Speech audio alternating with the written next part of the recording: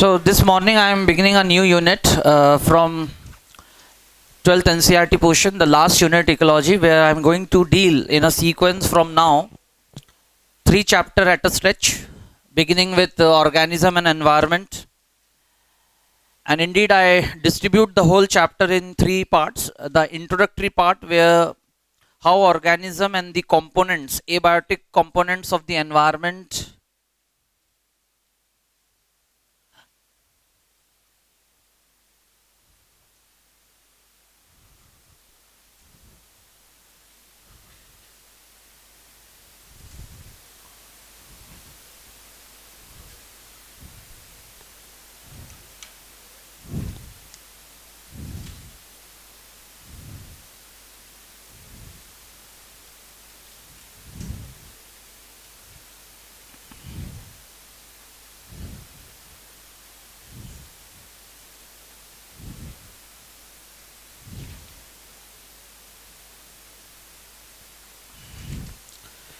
air, soil, precipitation, all these components determine the abiotic component of a given area, indeed the temperature.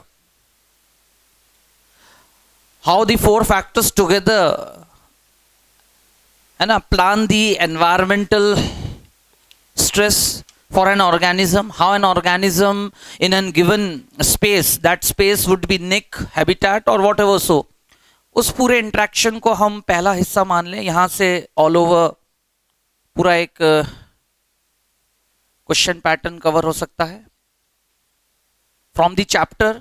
It is not from the unit 3 questions.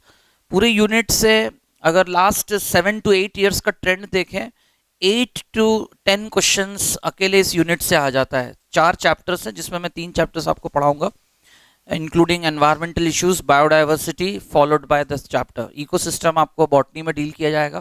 तो finally इस पूरे हिस्से में अगर मैं बात करूं, आज एक बार आप क्लियर कर ले. After going through all this composition, now when they together create an environmental stress, so a given organism they generate some responses, and those responses are respectively in 5 different forms: adaptation, regulation, conformation, migration, and followed by that is suspension, either by diapause, estivation और hibernation. तो ये terms क्या है और उसको exhibit करने के लिए रिस्पेक्टिव ग्रुप ऑफ ऑर्गेनिजम्स, अलग अलग तरह के एग्जाम्पल्स प्लांट एनिमल किंगडम से, है ना. तो ये चैप्टर का पहला हिस्सा है. और इंडीड ये सबसे आखिरी में पढ़ाऊंगा इस चैप्टर में. इस चैप्टर को स्टार्ट में आज एक अलग जगह से स्टार्ट करेंगे. इसको 3 हिस्से में, पूरे चैप्टर को 3 हिस्से में डिस्ट्रीब्यूट करते हैं.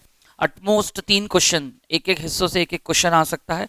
और डिफरेंट स्ट्रोक, यानी truly speaking about the topic, सब कुछ समझने के बाद देयर आर सम रूल्स.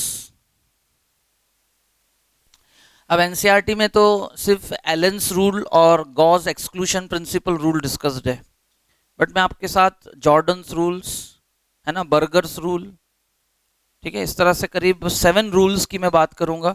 क्यों? क्योंकि उनमें से कुछ टेम्परेचर से रिलेटेड है, कुछ प्रेसिपिटेशन रेनफॉल से रिलेटेड है. तो कौन से एनिमल ग्रुप्स, प्लांट ग्रुप्स, यानी ऑर्गेनिज्म एज अ होल, बात एनिमल प्लांट्स की नहीं, organism as a whole, given area जो उसका नेचुरल हैबिटेट है, उसमें रहते हुए वो अपने बॉडी की मॉर्फोलॉजी, फिजियोलॉजी किस तरह से तैयार करते हैं to respond to that environment composed of abiotic components. So that's constitute the first part of the chapter. Very interesting, logical, conceptual, कुछ भी रटने वाली बात नहीं है, सब समझने वाली बात है. समझकर फिर आपको याद भी हो जाएगा. तो पॉइंट टू बी नोटेड, ये था चैप्टर का पहला हिस्सा. फिर मैं आता हूँ जहां से आज हम स्टार्टअप देंगे, पॉपुलेशन एट्रीब्यूट्स। एनसीईआरटी के अकॉर्डिंगली टॉपिक तो ऐसा है, basically we are going to deal with a scientific statistical study of population of any given species we can conduct. पूरे इस एनवायरनमेंट में थ्रूली आप कहीं भी चले जाते हैं एंड देन यू पीप, आप झांकते हैं तो किसी भी स्पीसीज के number of individuals occupying a space at a given time, occupying an area at a given time, that what we call population, है ना। टाइगर की पॉपुलेशन हो, किसी इंसेक्ट की पॉपुलेशन हो, है ना, किसी भी स्पीसीज के population. A population is always of a species, but a species can have more than one population. That's how we will start the chapter today from the mid portion. ये अपने आप में एक इंडिपेंडेंट टॉपिक है, इसको समझने के लिए पीछे के कंसेप्ट्स का कोई रिलेशन नहीं है। जिस तरह से मैं पढ़ाना चालू करूंगा भाई, सिंपल सा फंडामेंटल कि एक पॉपुलेशन वर्ड से आप क्या समझते हैं, और उसको जब हम स्टडी करना शुरू करते हैं तो हमारा रेफरेंस स्केल क्या होना चाहिए, किन किन पैरामीटर्स को हम कंसिडर करते हैं, उन पैरामीटर्स की अपनी कुछ डेफिनेशन और एट्रीब्यूट्स हैं, जुड़े हुए कुछ कैरेक्टरिस्टिक्स हैं जो ऑल ओवर हमें एक कंक्लूजन पे पहुंचाते हैं और जज करके क्या बोलते हैं, एनालाइज करने में हेल्प करते हैं whether that population in due course of time, उसमें जो चेंजेस आए हैं, that what we call dynamism, changes with time, है ना, वो कैसा रहा, और फिर हम अकॉर्डिंगली हमारे जो भी एस्पेक्ट्स रहते हैं कंक्लूड करने के वो। तो ऐसे तो हम किसी भी पॉपुलेशन की स्टडी कर सकते हैं, बट वही कोर्स के अकॉर्डिंगली हमेशा हर चैप्टर में आपको कहते हैं after taking the reference definition wise apply करने के बाद जब हम देखते हैं तो एक्सपीरियंस करते हैं कि ultimately throughout world, living world, finally we understand any such attribute by taking the reference of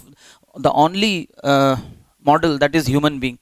जैसे फिजियोलॉजी का हर चैप्टर एनिमल किंगडम पर थॉरो एक सर्वे करने के बाद the best survey report comes with what, vertebrates, और वर्टिब्रेट्स में भी कौन, मैमल्स, और मैमल्स में भी हम किसके बॉडी के रेफरेंस में बात करते हैं, फिर ह्यूमन बॉडी। तो उसी तरह से पॉपुलेशन एट्रीब्यूट्स की बेसिक फंडामेंटल बातें करने के बाद then we will begin a science of demography, a statistical study based on some data collection, and that data collection itself is an official counting act, what we call census. तो demography science क्या है, और human population से related attribute, फिर humans की तरह किसी bacteria, रिंडियर या किसी इंसेक्ट पॉपुलेशन, है ना, किन पे, क्योंकि अल्टीमेटली पूरी दुनिया में ऑर्गेनिजम्स ऑन दिस वर्ल्ड, जब मैं आपको बेसिक बातें और भी बहुत सारे चैप्टर्स पढ़ाए थे तो मैंने आपको कहा था earth is inhabituated by some life dwelling bodies, what we call living beings, and living beings, है ना, having a physical body is recognized as an organism, physical body is an organism, but organism on earth, वो they are represented by which basic unit of taxonomy, species. तो पूरी दुनिया दो तरह की species के बने हैं on the basis of their population attribute, यानी जो उनके नंबर ऑफ इंडिविजुअल्स समय के साथ इंक्रीज या डिक्रीज होते हैं, है ना, that depends and make a basis of characteristic of difference, what we call K species and R species.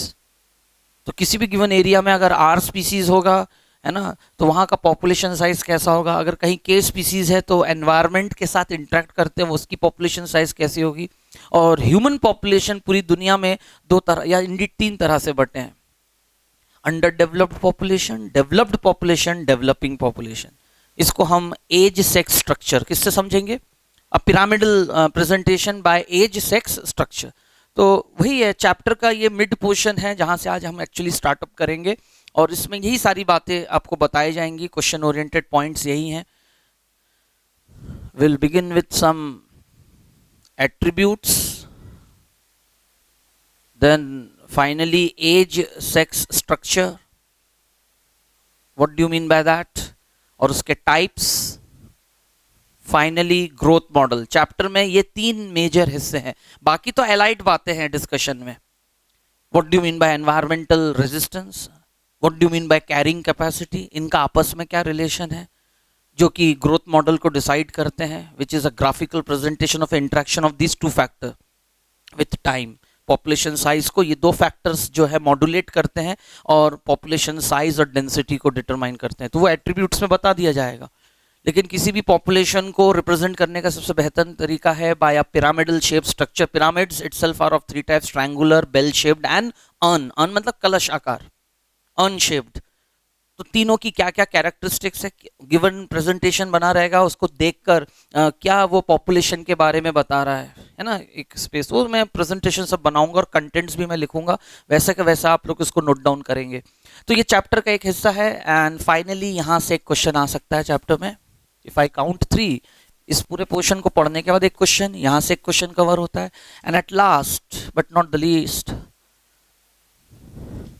ऐसे करके तो ह्यूमन के अलावा दूसरे स्पीसीज के भी मेंबर इन अ नंबर, है ना, सम अप, उसी हैबिटेट को शेयर कर रहे हैं और गिवन एनवायरनमेंट में रह रहे हैं. लेकिन दो अलग अलग स्पीसीज की पॉपुलेशन या उनके इंडिविजुअल मेंबर्स के बीच डेफिनेटली, तो the topic will start with that statement only, कि पूरी दुनिया में एक नज़र में आप थोड़ा रिकॉल करें कि कोई भी एक ऐसा एरिया है जहां आपको एक सिंगल, में अगर हवा में एक पॉइंट भी बना देता हूं, वहां भी कोई ना कोई लिविंग बीइंग होगा और कम से कम 2 बैक्टीरिया के स्पीसीज होंगे. मतलब ये एक रेफरेंस होने के लिए एक ही बैक्टीरिया और उसके 1000 मेंबर्स होंगे. लेकिन समझने वाली बात है ना, that is called species area relationship, जो अलेक्जेंडर हम्बोल्ट ने समझाया था. Area can't be zero, area can't be zero. आप अपने फिंगर टिप पे भी खड़े हो जाए तो you are occupying a space, a area. हालांकि वो नेग्लिजिबल है अचानक से, एक रेफरेंस में हम कहेंगे बहुत सारा कंसिडर करेंगे तो वो तक नेग्लिजिबल है, but actually it is not negligible. तो हम लोग बात करेंगे एब्सोल्यूट जीरो का, जो कि आप केमिस्ट्री में भी पढ़ते हैं ना, जब that is kelvin temperature, the absolute zero, जो -273 डिग्री पे जाता है. मेरी बात आ रही है समझ में? ठीक है. किसी भी सिस्टम को छोड़ दिया जाए तो एनर्जी लेस नहीं होता, स्टिल उसमें ब्राउनियन मूवमेंट की वजह से सम एनर्जी रहता है. तो उसी कंसेप्ट के साथ अगर हम एक गिवन एरिया में मूव कर जाए तो ऐसा कोई जगह नहीं मिलेगा जहां आपको कोई स्पीसीज ना मिले, और एक से ज्यादा ही मिलेगा. The reason is the phenomena what we call population interaction. No species can remain alive until unless it is being occupied and surrounded by some other species. क्योंकि डिपेंडेंसी है. क्या है? डिपेंडेंसी है. At least a food dependency, food chain, क्योंकि ecosystem is run by a basic connectivity, that is food chain. तो मैंने जो एक पॉइंट बना के कहा 2 बैक्टीरिया होगा एक किलर स्ट्रेन, दूसरा सेंसिटिव, जिस पर वो अटैक करके उसको खा जाता होगा. तो that's the interaction, negative, positive, neutral, many ways. सबको क्लियर हो गया? जो चैप्टर हम स्टार्ट कर रहे हैं इकोलॉजी एनवायरमेंटल एस्पेक्ट पे, and the chapter has been termed truly as organism and environment. यही मिलके डिसाइड करते हैं कि गिवन एरिया, होल बायोस्फीयर कब कहते हैं. Biosphere comprises of 6 biomes. कितने? 6 biomes. There are 6 biomes throughout the world, है ना, जो कि बायोजोग्राफिकल एरिया के अकॉर्डिंगली डिस्ट्रीब्यूटेड है. और वो बायोजोग्राफिकल एरिया इन्हीं कंपोजिशन से डिसाइड होता है. कहीं आप जाके देखिए टेम्परेचर सूखा पड़ा है, डेजर्ट, कहीं ग्रासलैंड, सबको आ रहा है समझ में, कहीं फॉरेस्ट है, कहीं ट्रॉपिकल रेन फॉरेस्ट है, कहीं टेम्परेट जोन है. तो इस तरह से आप देख सकते हैं एक पूरा ग्राफिकल प्रेजेंटेशन बना है कि पूरी दुनिया के लैंड मास को ऐसे 6 बायोम्स में डिस्ट्रीब्यूट किया गया है. सबको आ रहा है समझ में? एवरीवन. और किसी भी बायोम में जाओगे, it is some of what is called ecosystem. Called one biome itself comprises of n number of ecosystem.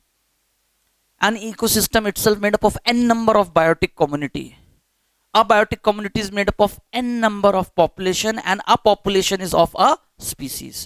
तो हम उस पूरे ऑर्गेनिज्म एनवायरनमेंट के कंपोजिशन के किस यूनिट को आज हम पढ़ने जा रहे हैं, कि हम लिविंग बीइंग्स, ऑर्गेनिज्म को पॉपुलेशन लेवल पे स्टार्टअप दे रहे हैं स्टडी.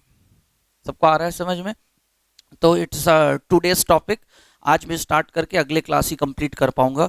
तो सब कुछ ठीक रहा. आज एज स्ट्रक्चर तक पहुंच जाएंगे, क्योंकि आखिरी वाला हिस्सा ग्रोथ मॉडल, कंपैरिजन, आर के स्पीसीज, 2 तरह के फॉर्मूले डिराइव होंगे और उनके न्यूमेरिकल क्वेश्चन.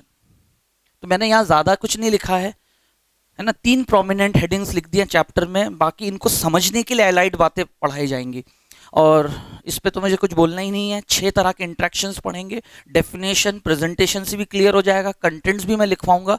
एनसीईआरटी का कंटेंट एनफ है, कोई बुक कुछ पढ़ने की जरूरत नहीं है. जितने भी एग्जांपल्स उसमें लिखे हैं वो तो मैं आपके सामने रिवील करूंगा ही, दो दो एग्जांपल्स एक्स्ट्रा हर कैटेगरी में मैं अलग से लिखवा दूंगा, लेकिन मेन क्लास में एक्सप्लेनेशन में रहेगा ग्राफ। पूरे 6 के लिए जो अलग अलग ग्राफ्स बनेंगे उनको देख देख के आपको इंटरप्रेट करना आना चाहिए। द रीजन इज मैं तो यहाँ पर एज यूजुअल प्रेजेंटेशन में दो अलग अलग कलर इस्तेमाल करूंगा ग्राफ को बताने के लिए, स्पीसीज ए रेड और ग्रीन, ब्लू ग्रीन ब्लैक, लेकिन एग्जाम हॉल में तो ग्राफ जब बनाएगा वो तो सिंगल कलर्ड ब्लैक आएगा। आ रहा है समझ में? तो इसलिए वहां यहाँ देख के तो तुम बता दोगे ये ए है, बी है, एक्स वाई जेड कौन सा स्पीसीज है, लेकिन वहां बैठ के वो इंटरप्रिटेशन ही काम आएगा कि मैं किस स्पीसीज के लिए क्या बोल रहा हूं और वो कैसे डेविएट कर रहा है कम ज्यादा दूसरे के प्रेजेंस में, या दोनों एक साथ चल रहे हैं, या एक बढ़ता जा रहा है दूसरा घटता जा रहा है, वॉट। तो ग्राफ में ये समझने वाली बात रहेगी। और इस तरह से अगर क्वेश्चन आ जाता है, आ चुका है ऐसा क्वेश्चन, आ चुका है 2015 का पेपर आप देखिए, ठीक है ना, जिसमें वही कॉम्पिटिटिव एक्सक्लूजन प्रिंसिपल को ग्राफिकली प्रेजेंट किया गया था कि ए स्पीसीज के आ जाने पर बी स्पीसीज डाउन हो गया, उस जगह से धीरे धीरे डिसअपियर हो गया, इस तरह से वो ग्राफ बना था। सबको क्लियर है पूरा ये? Okay, let us begin.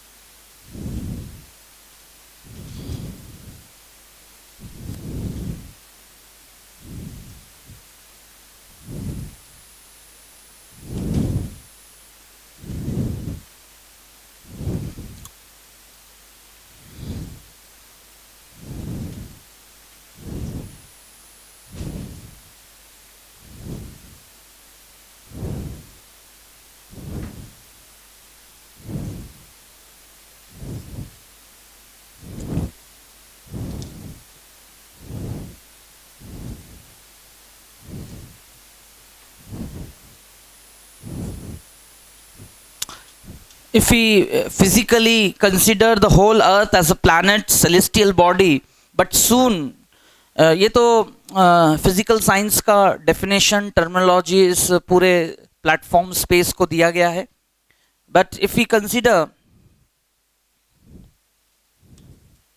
The earth to be called up as biosphere, what does it mean? Made up of those three components: lithosphere, hydrosphere and atmosphere। और ये तीनों आपस में इंटरेक्ट करके, ये तीनों composition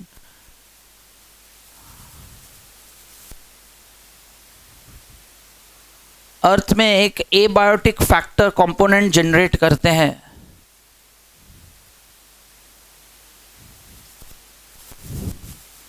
water, soil, light, air, humidity, precipitation and many such factors, but that what comprises altogether what we call environment.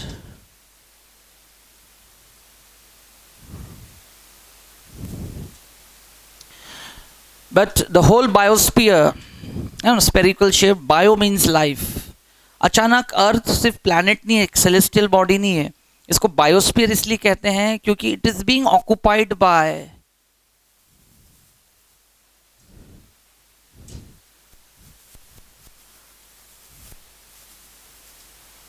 by some members who are living being, having life, and altogether they are representing the living world.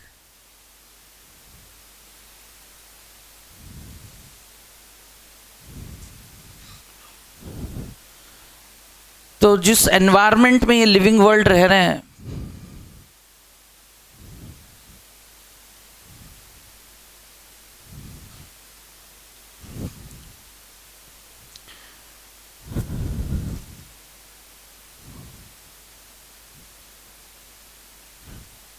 abiotic and biotic.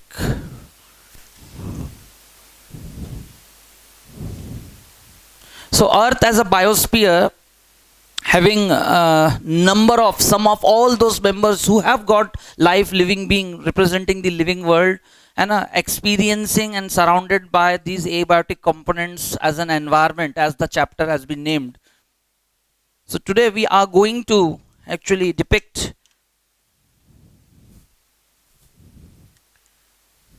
that a biosphere having 6 biomes,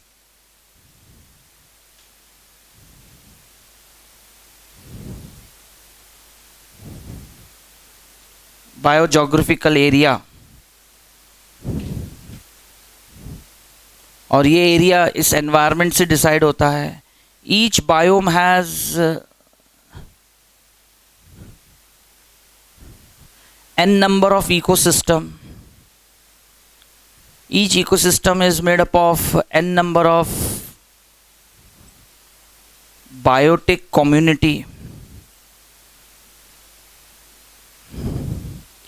Each biotic community has n number of population.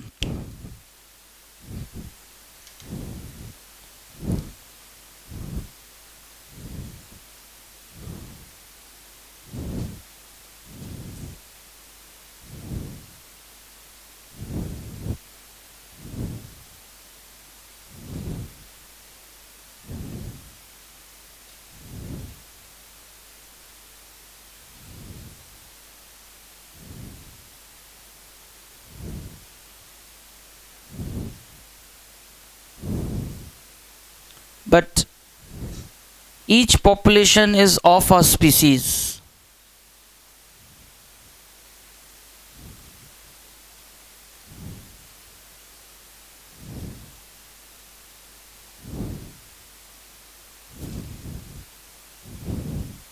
So we are interested in understanding today about what is a population.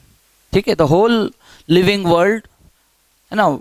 अर्थ को world कब कहते हैं, अर्थ कब कहते हैं, biosphere कब कहते हैं, ये बेसिक बातें आपको पता है. When we talk about some number of individuals of any living being on the earth, है ना, we use the word world. Humans के लिए, ह्यूमन पॉपुलेशन के बारे में जब हम स्टडी करते हैं तब हम इस अर्थ को वर्ल्ड कहते हैं डे टू डे लैंग्वेज में. ठीक है ना. So the living world comprises of n number of sum of all those living beings who has a living member biotic component along with the abiotic environmental interaction इस celestial body पर reside कर रहे हैं, experience कर रहे हैं, share कर रहे हैं, representing biosphere with all these components. But फिर उसका what is the hierarchy of its organization, है ना, gradations क्या, levels क्या है organization का. A single biosphere represented by earth made up of 6 biogeographical area, और उनको यही सब मिलके decide करते हैं. Each biome itself is an n number of ecosystems, है ना. तो ये टॉपिक आपका एक पूरा चैप्टर ही है. सबको आ रहा है समझ में.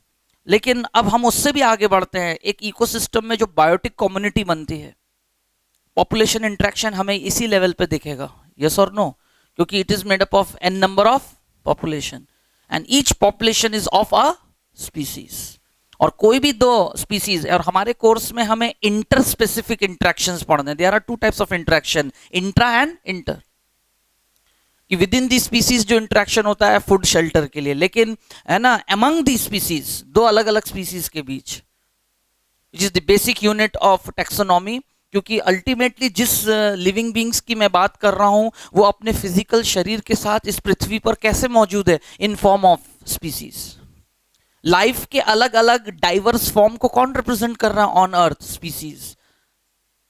ये बात मैं ऐसा क्यों कह रहा हूं, क्योंकि यही स्टार्टअप है चैप्टर रिप्रोडक्शन इन ऑर्गेनिज्म. क्योंकि रिप्रोडक्शन जैसा बायोलॉजिकल एबिलिटी नेचर ने हर ऑर्गेनिज्म को दिया है, इंडिविजुअल एक एक मेंबर को दिया। अब हर इंडिविजुअल उसको एक्सप्रेस कर पाएगा नहीं कर पाएगा, those are the disorders.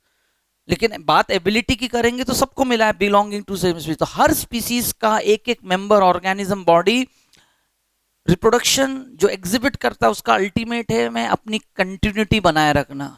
Life on earth is continued by reproduction, है ना, where species maintain their continuity. यही उसका सिग्निफिकेंस है रिप्रोडक्शन का। आ रहा है सबको समझ में, एवरीवन? तो फिलहाल हमें इस लेवल पे स्टडी करना है। एंड सपोज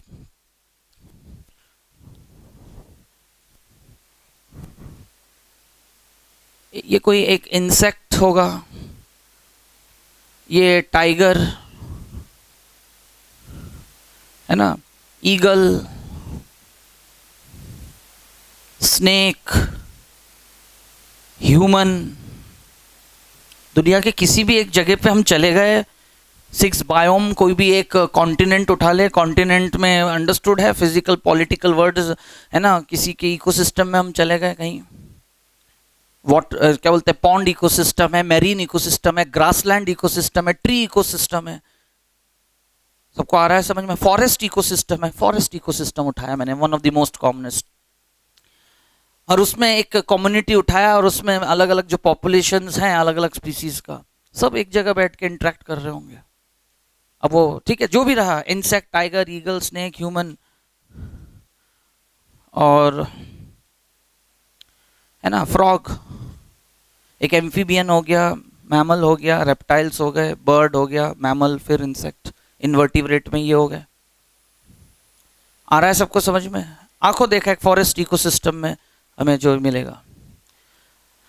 तो हम किसी भी स्पीसीज की जो पॉपुलेशन स्टडी करते हैं, that's what our logic is, है ना। और ये जितनी भी ये स्पीसीज हैं, इस चैप्टर के आखिरी में अगले क्लास तक आप देखोगे मैं क्या कवर कर चुका हूँ, आइदर दे आर या के स्पीसीज, और अपने उन एट्रीब्यूट्स के साथ वो स्पीसीज और उनके नंबर ऑफ इंडिविजुअल्स, स्पीसीज को रिप्रेजेंट करने वाले number of individuals sum up together, either they will grow stable और डिक्रीज, या तो वो डिक्लाइनिंग पॉपुलेशन हो जाएगा या इंक्रीजिंग पॉपुलेशन होगा या स्टेबल। आ रहा है सबको लॉजिक समझ में? तो हम किसी भी स्पीसीज के पॉपुलेशन का स्टडी कर सकते हैं। तो point to be noted,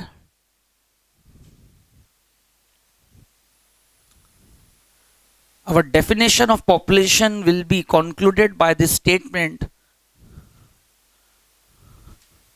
a population will be of a species but a species can have more than one population. इस पूरे प्रेजेंटेशन का कंक्लूजन क्या रहा? A population will be of a species but a species can have more than one population. इस पूरे building में सबसे नीचे बेसमेंट में वहां शायद जाके देखिए 5 लोग बैठे होंगे, that's a population, mini population, but 5 members of individual of human species. First, उसके बाद एक फ्लोर पे है, वहां शायद आपको फिर 10 लोग खड़े मिल जाए, फिर सेकंड फ्लोर पे जाए, हो सकते हैं 6-7 लोग खड़े हो, फिर इस फ्लोर पे आ गए, टॉप फ्लोर पे, थर्ड फ्लोर पे यहाँ पर आ गए, बगल में भी क्लास चल रहा है, वहां पर जाके काउंटिंग कर ले in a given time at a given area. ठीक है, तो पॉपुलेशन, अब आप देखिए ना, एक ही स्पीसीज के मेंबर्स, अब यहाँ कोई से चींटी घूम रहे हैं उनकी गिनती ना कर लें उसमें, population change, species change.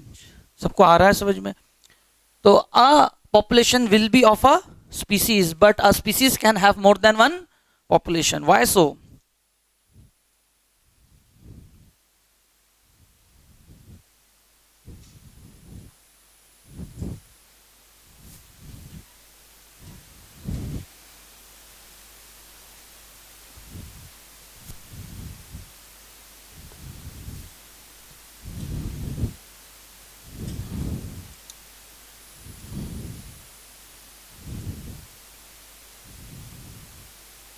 Because it is defined as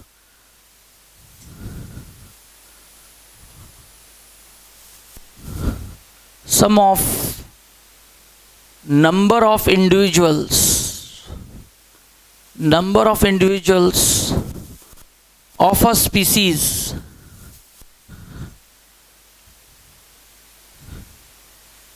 at a given area at a given time.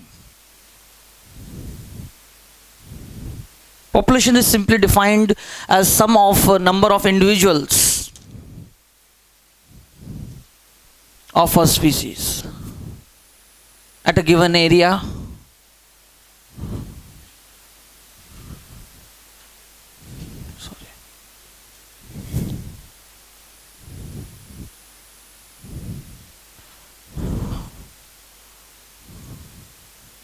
at a given time.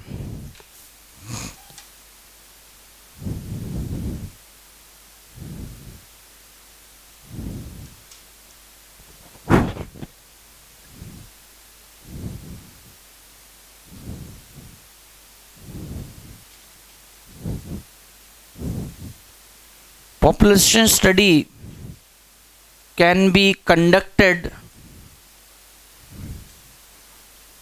Moreover, population study can be conducted for any species. सही बात है, किसी भी स्पीसीज के लिए population study conduct किया जा सकता है by considering various attributes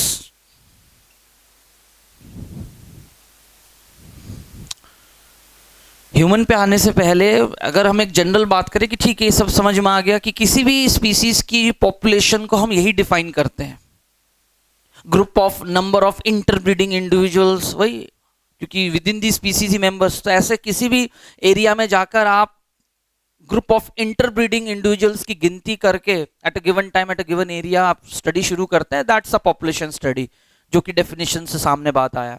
तो बट उसमें थोड़ा सा ये ध्यान देने वाला कंसीडर वेरियस एट्रीब्यूट्स, जिसमें क्या डिपेंड करता है ना, उनके डेली एक्टिविटीज,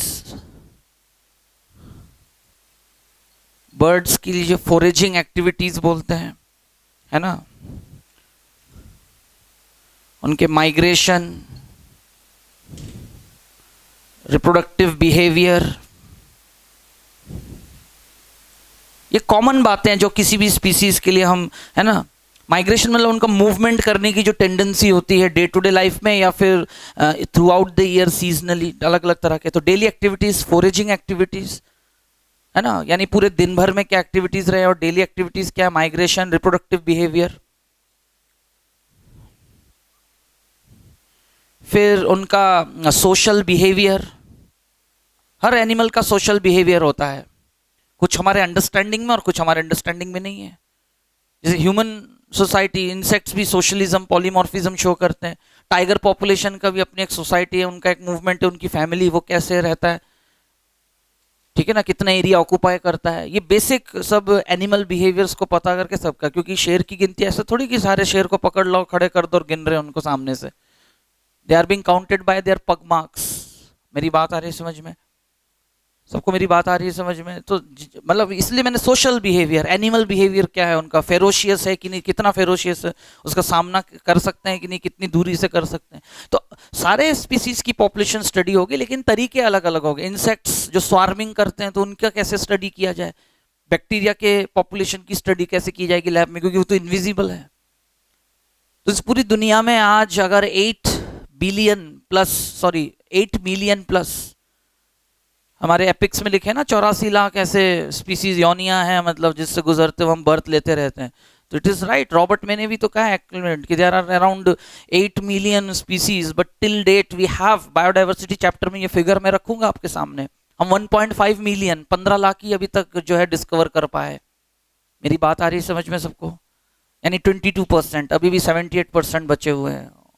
एंड टाइम में नेवर नो कि कब ऐसा हो कि पूरी नेचुरल लाइब्रेरी कैटलॉग जल जाए इससे पहले कि हम सारे बुक्स को टाइटल कर सकें। ऐसा स्टेटमेंट लिखा है चैप्टर बायोडाइवर्सिटी में, यस और नो? तो that's the chapter's notion to explain कि क्या है बायोडाइवर्सिटी, क्या उसका सिग्निफिकेंस है, समय के साथ उसे बचाना, कंजर्व करना क्यों ज़रूरी है। उस इंटेंशन के साथ उस चैप्टर को पढ़ाया जाता है, समझाया जाता है। लेकिन वो एक अलग बात है, अभी तो हम पूरे अर्थ पर मौजूद लाइफ को रिप्रेजेंट करने वाले अलग अलग फॉर्मेट और उनको लिंकअप करके स्टडी करने का साइंस ही है ecology, a science of dealing with the interaction of living beings with the abiotic factor and different other aspects. That's what comprises ecology, जिसके भी ब्रांचेस हैं।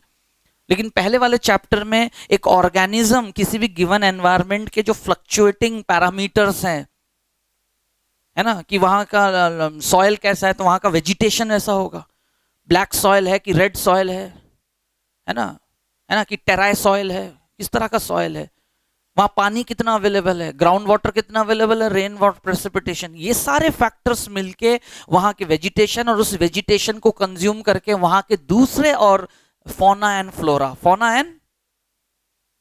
फौना फ्लोरा मतलब एनिमल प्लांट्स सब all over मिला के living world represent करते हुए organisms. Chapter का नाम ही वैसा रखा गया।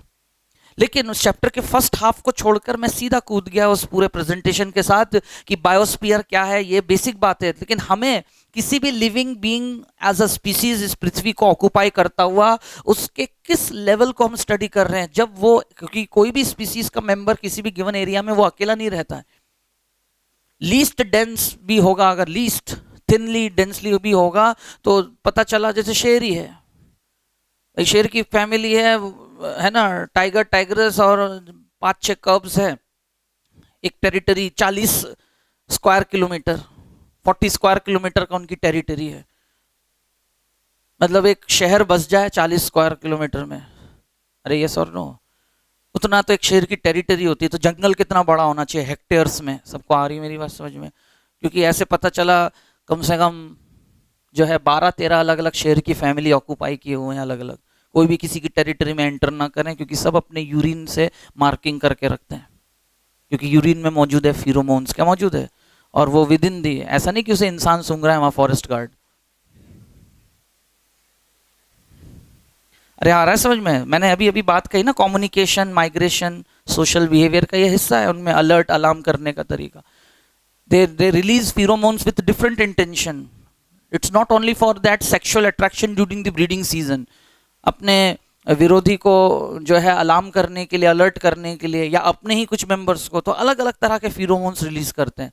तो गांव वाले जो है हाथी के यूरिन को कलेक्ट करके गोबर में मिला के ऐसे पेड़ों में जंग, मतलब जो गांव के चारों तरफ है, गांव क्या 50 घरों का तो गांव है, आउटर फेरीफेरी में अलग अलग जगह लटका के रखते हैं, क्योंकि शेर उसको पहचान लेगा और दूर रहेगा गांव से, उसको लगेगा अंदर आती है। अरे आया समझ में? Now this is human conventional traditional technique of protecting. अरे आया कि नहीं आया समझ में? तो वो सब है, उनको अलग अलग तरीके हैं, तो उनका अपना एक दुनिया है उनके बीच। जैसे हम लोग sign and signals, human beings के अपने साइन एंड सिग्नल्स, लैंग्वेज है बात करने का और साइन एंड सिग्नल से कम्युनिकेट करने का, वैसा उनमें भी है। अरे यस और नो? घर में जैसे देखा होगा ना, जो मालिक है अपने पेट को ना बोलता कम ऑन डस्टर तो वो पूछ ऐसे ऐसे हिला हिला के आ रहा है, तो वो उसी को ही आ रहा है समझ में। अरे आ रहा है समझ में? मुझे नहीं आएगा समझ में, मैं तो 3 दूर कदम वहां भाग जाऊंगा भैया, है ना, प्यार में काट दिया तो फिर इंजेक्शन मुझे ही लगाना पड़ेगा। अरे आया है समझ में? तो वो चल रहा है उनके बीच इंटरेक्शन। फिलहाल हम 2 अलग अलग स्पीसीज के इंटरेक्शन पे बात नहीं कर रहे हैं, हम with in a species number of individuals, जो कि डेफिनेशन है together by their own different types of, जो भी उनके एट्रीब्यूट्स हैं। लेकिन इन्हीं एट्रीब्यूट, ये जो एट्रीब्यूट्स लिखे हुए हैं ये इन जनरल लिखे हैं, मतलब पूरी दुनिया में, पूरे लिविंग वर्ल्ड, हर स्पीसीज को कंसिडर करते हुए, और हम इन्हीं को लेके स्टडी शुरू करते हैं। तरीके अलग अलग रहेंगे हमारे स्टडी करने का। Now the question arise, like everything, when we conduct such population study with taking which species in reference? Human being. So studying the human population with its attributes, that statistical science with some data, है ना, facts and figure, data in form of facts and figure। क्या है वो facts and figure? जिनको collect किया जाता है by through a questionnaire, उसका जो भी एक ऑफिशियल तरीका है। कमिंग स्लोली, एक एक बात पे आएंगे धीरे धीरे, और फाइनली हम क्या कंक्लूड करना चाहते हैं, that science is called demography. Demography word सिर्फ ह्यूमन पॉपुलेशन स्टडी के लिए होता है इस्तेमाल, बाकी सब स्पीसीज पॉपुलेशन स्टडी हम इकोलॉजी के अंडर अलग अलग एस्पेक्ट्स को ध्यान में रख के करते हैं। यहां तक सबको आया कंसेप्ट समझ में?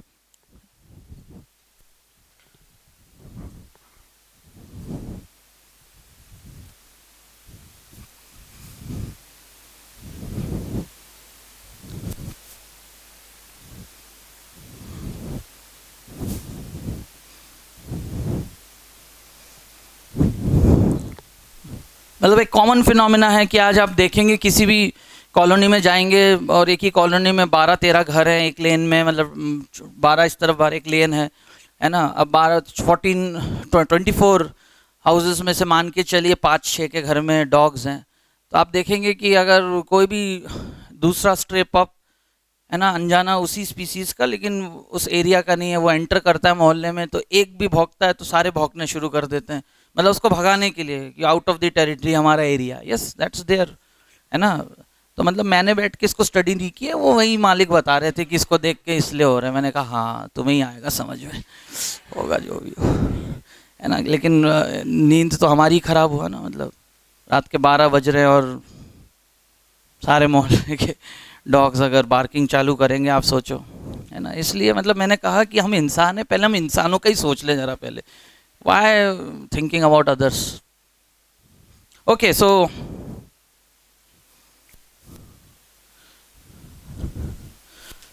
here begins the next question.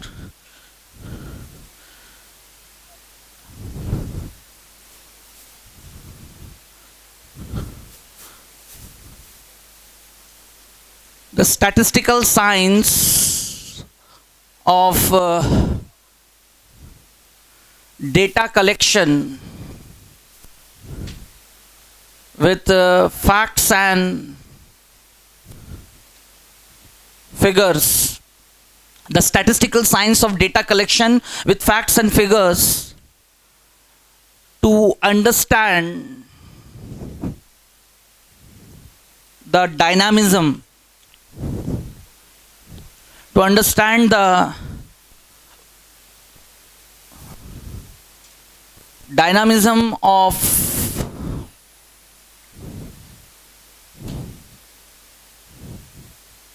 human population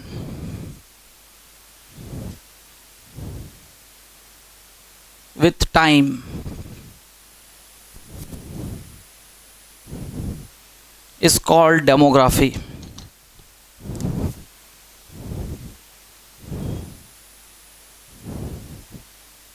Is called demography.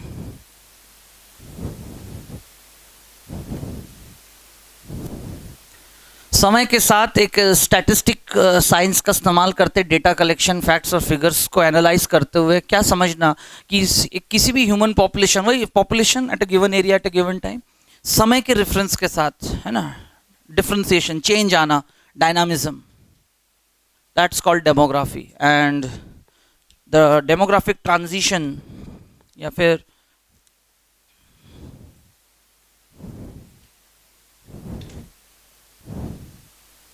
the changes under consideration, point to be noted, the changes under consideration in demography are किन डायनामिक्स की हम बात कर रहे हैं, what are those dynamics या changes जिनको हम कंसिडर करते हैं डेमोग्राफी में। There are three factors which are actually being analyzed.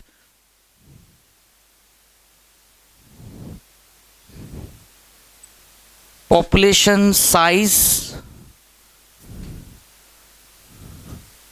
distribution of population, and composition of population. समय के साथ डेमोग्राफी एक मतलब एक study of human population with a scientific statistical tools using some facts and figures which have been collected through an official counting called census, and when it has been analysed through various ways, तो आखिरी में जाके हम किस difference और changes को महसूस करते हैं, एनालाइज करते हैं डेमोग्राफी में, वो तीन चीज़ें हैं, change in population size, change in, यहाँ लिखा है चेंजेस तो यहाँ डायरेक्ट लिख दिया, change in distribution of the population, वही डेंसिटी कम था ज़्यादा था, यह चेंज हुआ, पहले शहर की डेंसिटी इस एरिया में था, समय के साथ एरिया एक्सपैंड हुआ, वही ह्यूमन सिविलाइजेशन का जो नेचर है सोसाइटी का, समय के साथ टेक्नोलॉजी बेस्ड, ये भी फैक्टर्स है।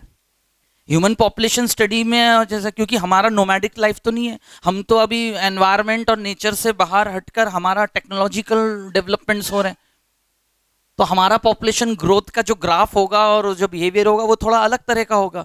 कहीं ना कहीं कैरिंग कैपेसिटी पर पहले हम थे डिपेंडेंट, अब इंसान अपने सारी टेक्नोलॉजी से अपनी चाहने पर कैरिंग कैपेसिटी को बढ़ा लेता है। तो एक्चुअल नेचुरल एक्सपोजर से हटकर सोचोगे, क्योंकि एक्चुअल नेचुरल एक्सपोजर पे रहेगा तो बहुत सारे ऐसे इंसिडेंसेस हैं जो हमारे अंदर जेनेटिक ड्रिफ्ट ला सकते थे, specially all the natural calamities. But आज हम कहीं ना कहीं, हाँ आकस्मिक कुछ बोलते ना, अचानक हो जाए तो वो अलग बात है, we can't fight the nature, but still human are, जो कि दूसरे एनिमल्स, तो उनका पॉपुलेशन साइज का ग्रोथ पैटर्न ना स्टिल नेचर पर डिपेंडेंट, लेकिन हमारा अलग है। आज हमारे एजुकेशन, ये एमिनिटीज हमारे लाइफ में अब क्या है, नेचुरल रिसोर्सेज किस में कन्वर्ट हो चुके हैं, एमिनिटीज वर्ड, सुख सुविधाओं से लैस हो चुके हैं हम लोग। बहुत से ऐसी चीजें हैं जो बाय नेचर तो हम लोग को तकलीफ पहुंचाना चाहिए था अगर हम एक्चुअल नेचुरल एक्सपोजर में आ जाए, लेकिन आज by different adaptations, artificial adaptation nature ने तो हमें दिया ही है, लेकिन आज हमने अपनी टेक्नोलॉजी से क्या कर लिया है। तो therefore the study of human population is little bit different from those classical study of any other population जो बिल्कुल नेचर में जाकर हम करते हैं। लेकिन ह्यूमंस का जब हम स्टडी करते हैं समय के साथ, तो सही बात है, जैसे एक समय क्या बोलते हैं, लोग जानते थे कि new market city area business centre footfall ज़्यादा होगा, लोगों का मूवमेंट डेंसिटी वहाँ बसाहट ज़्यादा थी, लेकिन समय के साथ भोपाल आज से पहले 22 किलोमीटर के रेंज में था, अब वो बढ़कर 33 किलोमीटर के रेंज में हो गया। तो ये जो 11 से 12 किलोमीटर बढ़ गया चारों तरफ रेडियस में, क्यों? क्योंकि है ना, लोग धीरे धीरे माइग्रेशन, डिस्पर्सल कहते हैं इस फिनोमिना। What is the population attribute? Dispersal. तो एनसीईआरटी में एक प्रेजेंटेशन बना हुआ है, population N, death rate D, B, migration, input output. तो क्या रिलेशन है time, population at time T and time T plus 1, है ना? तो what is the rate of change, D N upon D T? सबको आ रहा कंसेप्ट समझ में यहाँ पर? तो वही है, इसलिए मैंने शुरू से ही ये वर्ड यूज कर लिया, दैट द स्टैटिस्टिक्स। तो चाई स्क्वाड टेस्ट कहते हैं, हालांकि कोर्स में नहीं है, लेकिन उनसे पता लगाते हैं एक्चुअली। जो सेंसस यहाँ पर मुख्यालय बना हुआ है भोपाल में, आप यहाँ से पर्यावस भवन जाएंगे, एक बिल्डिंग बना है, वहाँ पर जनगणना विभाग बना हुआ है, ऑफिस है ना, सेंट्रल डिपार्टमेंट का एक रिप्रेजेंटेटिव ऑफिस है, कैपिटल शहर है। तो वहाँ बैठ के ऑफिसर्स, जो स्टैटिस्टिकल ऑफिसर्स होते हैं, वो क्या करते हैं, यही सब करते रहते हैं समय समय पे 5 ईयर्स प्लानिंग प्रोग्राम पहुँचाते रहते हैं कि भाई शहर आज कितना है। 23 लाख आज भोपाल का रिकॉर्डेड पॉपुलेशन है, 3 लाख पॉपुलेशन जो कि मेटा पॉपुलेशन है। रोज सुबह 6 बजते से ही फुटफॉल होता है और शाम के 6-8 बजे तक वो पॉपुलेशन जा चुका होता है, क्योंकि कुछ लोग बिजनेस के लिए आते हैं, कुछ लोग भाई अलग अलग नौकरी पेशा है, मतलब यहाँ नौकरी है, होशंगाबाद से भोपाल अप डाउन कर रहे हैं, रहते होशंगाबाद हैं, यहाँ बल्लभ भवन में नौकरी करते हैं, ऐसे है ना। मेरी बात आ रही है ना समझ में? 23 लाख लोग जो यहाँ रोज 24 घंटे यहाँ के कैरिंग कैपेसिटी को कंज्यूम कर रहे हैं, मेरी बात आ रही है समझ में? और 3 लाख पॉपुलेशन ऐसा है जो अनरिकॉर्डेड है। सबको आ रही मेरी बात समझ में? स्टूडेंट्स रोज आ रहे हैं जा रहे हैं, ये रोज का भी है, हफ्ते का भी है पॉपुलेशन, महीने का है, पूरे साल भर का भी है। अरे यस और नो? जैसे आप लोग ही सब लोग जो बाहर से आए पढ़ने के लिए, पिछले 6, 7, 8, 10 महीने यहाँ रहकर जब तक आप अपनी तैयारी कर रहे हैं, you are consuming the carrying capacity of Bhopal area, यहाँ का जो, यस और नो? तो कैरिंग कैपेसिटी आज इंसान का सिर्फ नेचुरल नहीं रहा है, कुछ मैनमेड भी है, इलेक्ट्रिसिटी, रोड फैसिलिटी, ट्रांसपोर्ट, है ना भाई? लोग रोज हॉस्टल्स में खाना बन रहा है कि नहीं बन रहा है? तो थोड़ा सा सोचें आप, क्यों प्रशासन जो एडमिनिस्ट्रेटिव बॉडी है उसको देखना होगा ना कि कंजम्पशन रेट कहाँ क्या हो रहा है, क्या एक्चुअल कंजम्पशन होना चाहिए, लेकिन कहाँ दिक्कत आ रही है। तो there are many analysis and conclusions have to be concluded. इसके लिए ये स्टैटिस्टिकल डेटा, सिर्फ जनगणना इसलिए नहीं होता कि हर 5 साल में वोटिंग ही कराना है तो उसमें से पता, बहुत सारी प्लानिंग्स जुड़े हुए हैं कि आज 23 लाख लोगों के लिए इतने 7 डैम हमारे चारों तरफ है, उसका पानी कितना पड़ रहा है, और 10 साल बाद पॉपुलेशन कितना होगा, तो उनके लिए एमिनिटीज को कैसे बढ़ाना पड़ेगा। नहीं तो तुम समझ गए ना, पॉपुलेशन क्रश, यस और नो, मैनी डिस्टर्बेंस। तो वही है, तो we will talk something natural, that's all the chapter is about. तो ऐसा हर एरिया, फिर ह्यूमन एक्टिविटीज, एंथ्रोपोजेनिक एक्टिविटीज का असर आसपास का, आज कितने एरियाज में वो जो है फॉरेस्ट फॉलन कोलार वोलार तो सब जंगल थे और अभी सब बन गए हैं जोन, लेकिन आज भी वो नगर निगम नहीं है, वहाँ नगर पालिका वही सब चल रहा है। रीजन इज, सही बात है, पहाड़ है तो शेर रोज आ जाता है, लेपर्ड आ जाता है। बीच में आपने सुना होगा भोपाल में 6 महीने पहले आए दिन T1 आ गया इधर, फलाना ये बाघ देखा गया कलिया सोत पानी में पीते हुए। अरे वो अपनी जगह पे ही है, हम उसकी जगह पे आ गए हैं। अरे यस और नो, लोग ये समझते नहीं है ना। अरे मैं तो चाहता हूँ कि वो जो 2-4 जो जाते हैं ना जागरण लेक यूनिवर्सिटी जिसमें एडमिशन में, तो चाहता हूँ कि एक दिन 2-4 को पकड़ ले तब समझ में आएगा, है ना। आउटिंग करने गए उन कॉलेजेस में एडमिशन ही कौन लेते हैं, कौन लेते हैं ऐसे कॉलेजेस में एडमिशन? क्या आउटिंग करेंगे, कॉलेज थोड़ी जाएंगे वो बनाया ही ऐसी जगह है ना। अराउंड लास्ट 1.5 साल पहले मतलब रजिस्ट्रार से कॉल आया था मेरे को कि सर आप बस आके ज्वाइन कर लीजिए, वो भी बायोटेक BSc में, आप आके सिर्फ अपने क्या बोलते हैं डिग्री जो भी आपका है सब सबमिट कर दीजिए, साल में एक बार आपको आना पड़ेगा, है ना। मैंने कहा no I will not do that. मैं ऐसे ही गया था तो पहली बार देखा उस समय मैंने कहा यार ये तो रिसोर्ट बना हुआ है पूरा, यहाँ पढ़ाई क्या होगा, यहाँ बाकी सब होगा। हाँ सारे boys, I am not against the generation है, मुझे उससे मतलब नहीं है, मतलब कि क्या है, मतलब क्या मजाक है, सारे वैसे आ रहे टंगे हुए, पेड़ बने सब है, सब वहाँ बढ़िया है ना। सारे टीचर्स भी मोर और लेस एज ग्रुप बिलो 30 है ना, तो उन्होंने ज़िंदगी में भी देखा ही क्या कि इनको क्या सिखाएंगे। मुझे ले गए बायोटेक लैब है सर, थोड़ा सा आप बता दीजिएगा ये कैसे क्या बनेगा। मैंने कहा नहीं कुछ नहीं बनेगा है ना। ऐसा थोड़ी है कि ला के ऑटोक्लेव रख दिया, HPL मशीन रख दिया दिखाने के लिए, ऐसा नहीं होता है। काम करने वाले लोग भी चाहिए ना जो सिखा सके कि कैसे काम हो रहा है। वो कब होगा जब सीखने वाले भी ऐसे हो। तो मैं आई डिनाइड, मतलब उसकी जगह मैं दूसरे कॉलेज एक राधा रमन है वहाँ के बायोटेक में मैंने ज्वाइन कर रखा है, साल में एक बार जाते हैं ऐसे करके खड़े जाते हैं इंस्पेक्शन के लिए आते हैं, ठीक है। लेकिन एटलीस्ट वहाँ एक डॉक्टर P बिगोनिया है, शी इज़ डूइंग वर्क, तो इसलिए मैं वहाँ जुड़ गया कि चलो कोई तो है जो काम कर रहा है, तो कल कुछ फर्जीवाड़ा नहीं होगा यहाँ। और पता चला नंदी सर पेपर में आ रहे हैं ऐसे, अरे कुछ आया समझ में। तो चीज़ें थोड़ा सा है, मतलब ठीक है, you should utilise your work आप अपने, लेकिन थोड़ा आपको ही तो तय करना है कि वो गलत ना जाए। मतलब अरे आ रहा है समझ में, देखो पूरी दुनिया में आप देख ही रहे हो, रोज पेपर खोलो तो PMT घोटाला, और सोचो उसमें सारे, मतलब मैं कभी कभी सोचता हूँ अब आया समझ में। मैं आप लोग से यही तो कहना चाह रहा हूँ, अच्छे बुरे कोई टैग नहीं लगा हुआ है, ये हम ही होते हैं जो, ऐसा नहीं है कि किसी अच्छी जगह पहुंच गए और बहुत हाई प्रोफाइल और बहुत दिमाग वाले हैं और सब कुछ लाइफ में पा लिया तो वो अच्छे व्यक्ति होंगे। हो सकता है कोई नॉर्मल हो, ज़्यादा कुछ लाइफ में, लेकिन वो ज़्यादा अच्छा हो व्यक्ति, तो वो आप तय करोगे। मतलब किसी चीज़ को सुन के आप इन्फ्लुएंस मत, आप खुद तय करो ना। चलो जिन लोग खराब कर रहे हैं, आप खुद तय कर लो अच्छा बुरा क्या करना है, अब आपके हाथ में। तो बात वो जो आ रही थी एक्सप्लेनेशन की, ये जो अक्सर हम सुनते हैं वी आर इनफिल्ट्रेटिंग, हम घुसपैठ कर रहे हैं उनके घरों में, तो वो हमारे घर के अंदर नहीं आ रहे, वो नहीं आ रहे शहर की तरफ, हमारा शहर उनकी तरफ बढ़ रहा है। कॉन्क्रीट फॉरेस्ट क्या कहते हैं इसको। So that's the nature of human population to get. तो ये जो चेंजेस है डायनामिज्म समय के साथ, जिसको हम डेवलपमेंट कहते हैं, ठीक है। तो ऑल दैट कंक्लूजन, ये 3 बातें समझ में आई। कॉम्पोजिशन में वही एज सेक्स स्ट्रक्चर, 23 लाख लोग हैं आज भोपाल में, अगर मैं कह रहा हूँ ये फिगर है, तो उसमें से कितने जो है वही प्री रिप्रोडक्टिव है, post reproductive age group. Composition पहले क्या था फिर क्या हो गया, है ना। ये बढ़ते रहते कम हो रहते हैं, कभी कभी होगा कि पोस्ट रिप्रोडक्टिव एक समय के बाद बढ़ जाए। भोपाल के कुछ ऐसे पुराने जो 40 साल पुराने कॉलोनीज है ना, जिनमें से हमारा एक कॉलोनी जहां हम रेसिडेंट शक्ति नगर BHL का एक एरिया है, तो वहां पर बिल्कुल गिन के वही 475 घर हैं, क्योंकि 475 वाला घर मेरा खुद का है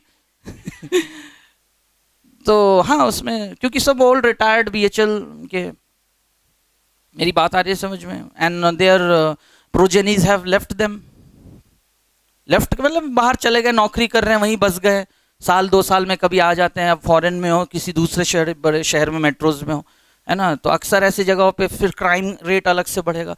तो कैसे ध्यान रखना पड़ेगा, बहुत सी चीज़ें, मैंने कहा ना एडमिनिस्ट्रेशन में बहुत सी प्लानिंग आती है, लेकिन इनके लिए डेटाज चाहिए ना, colony wise, area wise, zone wise, है ना। पुलिस जो है थाना कितने एरिया, कितने, बाप रे 25 कॉलोनीज का एक जगह आ रहा है। नहीं, अब समय आ गया है कि और एक थाना बना दिया जाए, क्योंकि वो एरिया वहां से एक्सटेंड कर चुका है।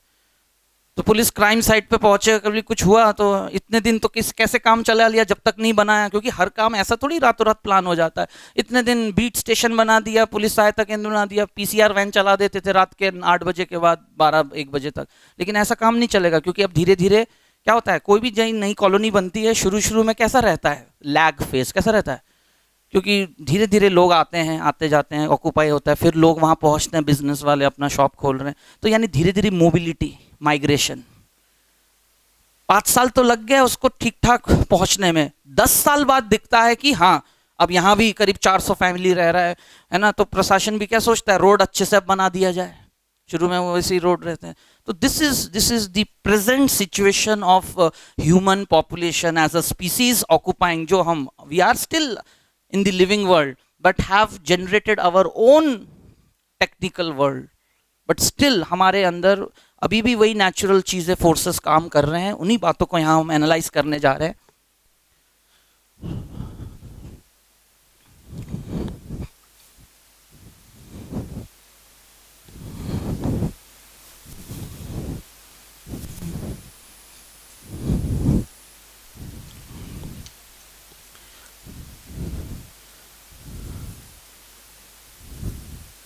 Thus,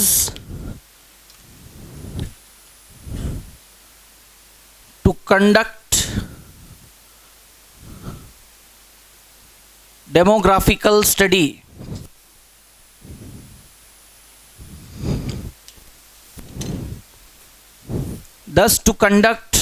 demographical study, following population attributes are taken in consideration. इन तीनों चीज़ों में जो चेंजेस हैं वो गिवन पॉपुलेशन एट्रीब्यूट्स पर डिपेंडेंट है। And there are 5 demographic, how many, 5 demographic factors. natality,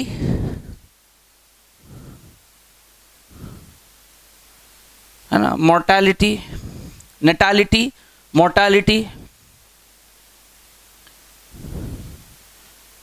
sex ratio, life expectancy, and dispersal जो कि 3 तरह के होते हैं। एक होता है माइग्रेशन, ई माइग्रेशन, इम migration, all over called dispersal. Migration मतलब दोनों चीजें होते रहना समय समय पे, फिक्स्ड है। एक होता है परमानेंट आउट या permanent in a given area, that is e या इम। और एक है माइग्रेशन, माइग्रेटरी बर्ड्स। मैंने कहा ना अलग अलग पॉपुलेशन का अलग अलग है कि उनका लाइफ माइग्रेशन में बीतेगा, क्योंकि they occupy some environment which undergo frequent fluctuation by temperature. तो इसी चैप्टर के पहले हिस्से में ये सब बातें बताई गई हैं। मेरी बात आ रही है सबको समझ में, एवरीवन? तो मैं जितनी भी बातें भले ह्यूमन के रेफरेंस में करेंगे, क्योंकि क्वेश्चन उन्हीं के रेफरेंस में आएगा ज्यादातर, लेकिन थोड़े बीच बीच में दूसरे एग्जांपल्स भी लेंगे कि टाइगर पॉपुलेशन में यही चीज कैसे होगा। क्योंकि कल हम मान के चले 2 ग्राफ बने, एक बीटल इंसेक्ट करके लिखा है कि उसके पॉपुलेशन का ये देखा गया है और ह्यूमन का उसी एरिया में ऐसा देखा गया है। तो अब बताइए कि कौन किस तरह का स्पीसीज है, के की आर, ऐसे करके जो क्वेश्चंस बनते हैं। सबको आया समझ में? या फिर एक गिवन एरिया में 2001 में पॉपुलेशन के अकॉर्डिंगली ग्राफ ऐसा था और फिर ग्राफ का ये हिस्सा ऐसा बन गया। तो अब बताइए उसमें n इक्वल टू k था कि फलाना, वो जो प्रेजेंटेशंस बने होते हैं मोर और लेस इक्वल टू था, ज्यादा था कि कम था, ऐसा क्वेश्चन आ चुका है, यस और नो? ठीक है, इसी पीएमटी में तो आया था, या 2016 के री पीएमटी में शायद आया था, अभी मुझे एग्जैक्ट याद नहीं आ रहा। तो मेरा कहने का मतलब है ऐसे क्वेश्चंस ही आपके लिए स्कोरिंग होने चाहिए, है ना, कि दूसरे ना कर पाए आप कर पाओ, आपकी तैयारी दूसरों से अलग ऐसा रहना चाहिए। तो देयर आर 5 दीज फैक्टर्स, ऐसे और भी है, लेकिन ये सबसे ज्यादा प्रॉमिसिंगली जो है किसी भी एरिया का, जिसमें से ये और ये, इन 3 को नॉर्मल माना गया है। बाकी ये सब तो काफी समय के बाद असर लाते हैं, लेकिन रोज जो है ये ऑपरेट कर ही रहा है, every second dispersal, mortality, natality, that's the conclusion. इसलिए उन चारों फैक्टर्स को दिखाते हुए पॉपुलेशन साइज को कम ज्यादा होते हुए दिखाया गया प्रेजेंटेशन। ओके, अब ये जो आपके सामने टर्म्स लिखे हुए हैं, नोट,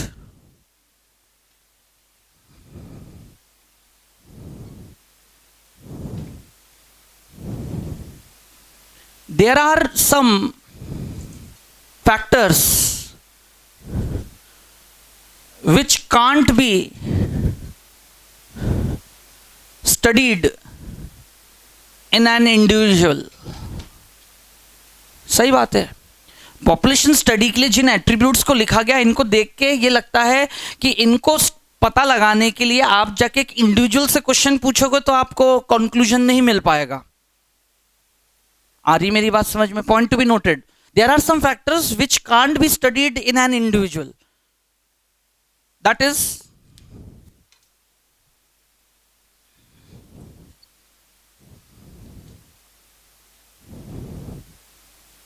individual phenomena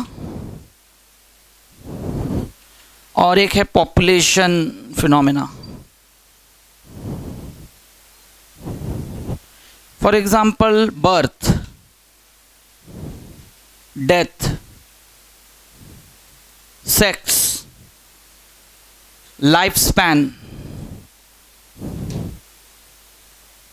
ठीक है, ये इंडिविजुअल फिनोमिना है, ये स्पीसीज फिनोमिना है। कैसा फिनोमिना है? क्योंकि वो इंडिविजुअल किसी स्पीसीज का है। आज आया समझ में? मैं शुरू से ही आपको रिलेशन बता चुका हूं भाई, फलाने स्पीसीज का है तो बर्थ ऐसा होता है, डेथ ऐसे ऐसे कारणों से हो सकता है, तभी लाइफ स्पैन आता है। Life span is a attribute of species. Sex एक इंडिविजुअल का होता है, आइदर मेल या फीमेल। आ रहा है सबको फंडामेंटल समझ में? यस और नो? और मोबिलिटी, एक व्यक्ति की खुद की इंडिविजुअल मोबिलिटी होती है, लेकिन जब वो माइग्रेट करता है तो वो पॉपुलेशन के रेफरेंस में, those are not individual phenomena. Dispersal जो करता है वो इंडिविजुअल फिनोमिना नहीं है। सबको आ रहा है समझ में? भाई बिजनेस, ह्यूमंस के लिए क्या फैक्टर्स है माइग्रेशन का? All are unnatural factors, natural factors नहीं है। एजुकेशन के लिए, नौकरी के लिए, ये ह्यूमन सिविलाइजेशन का हिस्सा है ये सब फैक्टर्स। कोई शेर अपना जंगल का एक टेरिटरी छोड़ के दूसरे में इसलिए थोड़ी कि चलो फलाने जगह जाके मैं जो है नए तरीके से शिकार सीखूंगा, या वो कुछ इस तरह का मतलब कुछ कर ले, है ना, मेरी फैमिली में बच्चे जो है वहां पर अब अच्छा रहेगा, चलो, ऐसा कुछ नहीं सोच के मूव करता है। वो सिर्फ मूव करता है for breed, according to the breeding season, search of a suitable mate, है ना, food, shelter and occupying a territory जहां वो अपनी एक्टिविटीज को अंजाम दे सके। बस यही नेचुरल फैक्टर्स हैं। लेकिन इंसानों की स्टडी करने जाओगे तो मोबिलिटी ऑफ एन इंडिविजुअल तो अपनी जगह है, रोज अपने घर से निकलना, day to day activities, that is mobility. लेकिन जब वो पूरा अपने बिजनेस ठीक से चल नहीं रहा, सोचा किसी नई जगह जाके बस के, फैक्टर क्या है? बिजनेस, जॉब, एजुकेशन, यस और नो? या दूसरे फैमिलियल फैक्टर्स कि काफी समय हो गया दूसरे शहर में 10 साल काम कर लिया, अब वापस जाके अपने नियर एंड डियर रिलेटिव्स के ऐसे शहर में जाके बसे जहां सारे रिलेटिव्स हैं। कुछ लोगों की फैक्टर है तो पूरा मूव कर जाते हैं वो कि चलो वहां जाके अपना बिजनेस करेंगे और अब अपने लोगों के साथ वहां रहेंगे, क्योंकि दूसरे शहर में रह रहे हैं, अलग बिल्कुल कोई है नहीं, जब भी जाना है दौड़ भाग करना पड़ता है। These are social factors, these are, and this is migration, this is ये डिस्पर्सल, है ना। आइदर माइग्रेशन तो मतलब अक्सर जैसे रोज लोग जो आ रहे हैं जा रहे हैं, अप डाउन्स कर रहे हैं, है ना, जो ट्रांसपोर्ट से, दैट इज माइग्रेशन, आना जाना, रोज सुबह आ रहे हैं यानी इमाइग्रेट हो रहे हैं, रोज चले जा रहे हैं, emigrate, migration, a type of dispersal, a type of, है ना, mass movement, population movement, not an individual. Hoshangabad से रोज कम से कम ऐसे 500 लोग चढ़ रहे हैं अलग अलग टाइम में, आधे आधे घंटे 15 मिनट से गाड़ियों में, है ना, कम ही एक फिगर बोला मैंने, 500 या 1000 लोग चढ़ रहे होंगे टुवर्ड्स भोपाल। ऐसे पूरे भोपाल में अलग अलग, बीना, मतलब जितने भी 150 किलोमीटर के अंदर हैं, 125 किलोमीटर के अंदर हैं, वो रोज 1.5 से 2 घंटे के ट्रेन मूवमेंट, बस है, अलग अलग वेज है ना। कोई प्राइवेट ही अपनी गाड़ी लेके रोज आना जाना कर रहा है, यस और नो? तो दीज आर इंडिविजुअल फिनोमिना। और इसी के रेफरेंस में जब हम पॉपुलेशन स्टडी करते हैं तो यही इंडिविजुअल फिनोमिनास को हम एक relative, this are absolute value, this are, ऐसी तो स्टेटमेंट्स लिखे होंगे इन अ पॉपुलेशन, है ना, the phenomena of birth is an absolute value, सही बात है, लेकिन birth rate is a, birth rate, death rate, जो नेटैलिटी मोर्टेलिटी, आ रहा हूं मैं धीरे धीरे डेफिनेशन, फिर इनके भी इंडिविजुअल प्रॉपर्टीज, डेवलपिंग पॉपुलेशन के लिए क्या होगा, डेवलप्ड के लिए क्या होगा, सबको आ रहा है समझ में? क्या है, कुछ चीजें क्या पता तो रहती है, मैं एक्चुअली नया नहीं बता रहा हूं, तरीका बता रहा हूं, क्योंकि अचानक से क्या होगा, क्वेश्चन एक ही आना है, लेकिन वो आया और देख के तुम्हें लग भी रहा है कि पढ़ा हुआ है, लेकिन you are not able to जज, अरे जज नहीं कर पा रहे, क्यों? क्योंकि पढ़ते दौरान थोड़ा ध्यान से रिलेट करके नहीं पढ़ा, बस यही है और कोई कारण नहीं है, छूट गया एक क्वेश्चन। तो ऐसे करके जितने भी ड्राई टॉपिक्स है ना, उनको थोड़ा ज्यादा ध्यान देके जाना, क्योंकि तुम अपने 40 क्वेश्चन के मिरेकल फिगर पे तभी पहुंच पाओगे अटेम्प्ट करने पे, जब तुम ऐसे करके सब कवरेज, क्योंकि कुछ चैप्टर्स है कॉन्फिडेंस रहता है, नेचर ऑफ स्टडी पता रहता है तो आप पढ़ लोगे, लेकिन कुछ टॉपिक्स है कि पहले भी पता नहीं था, थोड़ा सा ध्यान से पढ़ा भी ना और आखिरी तक भी टच करके नहीं गया, और उससे क्वेश्चन आ जाए और बनते हुए बाकी दो कोई करके आके स्कोरिंग करके आगे बढ़ जाएगा। इसलिए ध्यान दीजिएगा, ध्यान से, birth rate, death rate, sex ratio, है ना, मेल टू फीमेल का जो रेशियो है, दैट्स अ सेक्स रेशियो, वो पॉपुलेशन एट्रीब्यूट है। लाइफ स्पैन, लाइफ एक्सपेक्टेंसी, सही बात है। इसको M50 वैल्यू से कोड करते हैं, किससे कोड करते हैं? M50 वैल्यू कहते हैं उसको, क्या कहते हैं? M50 value. किसी भी दो पॉपुलेशन, जिस पॉपुलेशन की भी M50 वैल्यू ज्यादा होगी, यानी वहां क्या रेफरेंस है, ऑप्शंस लिखे होंगे जिसमें लिखा रहेगा health facilities and living standard are good, क्योंकि वहां पोस्ट रिप्रोडक्टिव एज ग्रुप ज्यादा है, इसका मतलब आया समझ में? Both A and B answer, मतलब ऑप्शंस खुद ही खुद, मैंने हमेशा कहा है, कोई भी टॉपिक आपको पढ़ाते हो, मैं क्लास में डेमोन्स्ट्रेट करते रहता हूँ कि पढ़ते पढ़ते तो आप 50% क्वेश्चंस तो खुद ही बना सकते हो, ये ऐसे ऐसे पूछ सकते हैं, क्योंकि आपको पैटर्न्स ऑफ क्वेश्चंस का तो एक बेसिक आइडिया है, बाकी थोड़ा सा एक्स्ट्रा एजुकेटिव, फिर then the third level you peep into the books to go through some question pattern. तो ध्यान दीजिए, birth rate, death rate, sex ratio, life expectancy, and at last mobility, जिसको मैं यहां पर डिस्पर्सल कह रहा हूं। तो अब एक एक के बारे में बात करेंगे। तो that's how today we start कि व्हाट इज पॉपुलेशन, हेडिंग दे दिया सीधा सीधा। तो पॉपुलेशन क्या है, what do you mean by population? मैंने अर्थ पे जो लिविंग वर्ल्ड है, उनमें लिविंग वर्ल्ड को किसी भी लेवल पे आप चले जाइए, group of number of some individuals, who are those individual, all should share some basic phenomena, characteristics, है ना, genetic characteristics, means they belong to same species. ऐसे नंबर ऑफ इंटरब्रीडिंग इंडिविजुअल्स, अब उसमें भी एज ग्रुप वाइज हो, जैसे वो तो जो भी हो, लेकिन है तो एक ही स्पीसीज के मेंबर, वो अपने लाइफ के अलग अलग स्टेज ऑफ ग्रोथ में होंगे, कोई न्यू बॉर्न होगा, कोई इन्फेंट होगा, सबको ये कंसेप्ट क्लियर है ना? न्यू बॉर्न जस्ट बर्थ लिया है, महीने भर तक वो न्यू बॉर्न कहलाएगा, सेकंड मंथ से लेके साल भर, है ना, क्या कहलाएगा? इन्फेंट। जैसे ही अगला आता है, रात के 12 बज गए, हैप्पी बर्थडे, कट गया केक, अगले दिन से वो चाइल्ड है, क्या है? अरे 9-10 महीने तक बच्चा जो है टॉडलिंग एक्शन से, कुछ लोग थोड़ा चलना, वो चलना शुरू कर रहा है, वो रिएक्ट कर रहा है, तुम उसको अलग अलग तरह से मिस्चीवियस तरीके से आप उससे बात कर रहे हो या थोड़ा सा एक्ट कर रहे हो, ही इज रिस्पॉन्डिंग, बच्चा करता है ना रिस्पॉन्ड, हंसता खेलता है और जवाब दे रहा है, आवाज अपने अलग अलग, है ना, दैट मीन्स अब उसका दिमाग डेवलप हो रहा है, हो गया उसका, वो चल रहा है, और 7 साल 8 साल तक पहुंचते पहुंचते उसका चाइल्डहुड खत्म, फिर क्या शुरू होता है? Juvenile phase. कौन सा फेज? जहाँ एक बच्चा सोसाइटी में, जहाँ पेरेंट्स ने बोल दिया हाँ 8 साल का है, 9 साल का, ये एज बता दिया है, you can't consider him a child, तब उससे आपका कोड ऑफ कंडक्ट, बात करने का तरीका अलग तरह से होना चाहिए, उसके बॉडी लैंग्वेज को देखते हुए। यू नेवर नो, पता चला तुम तो उसको बच्चा समझ के ऐसे ऐसे कर रहे हो, वो कह रहा है अंकल अरे तुम तो, अरे मतलब तुम्हें दुनिया दिखा देगा वो।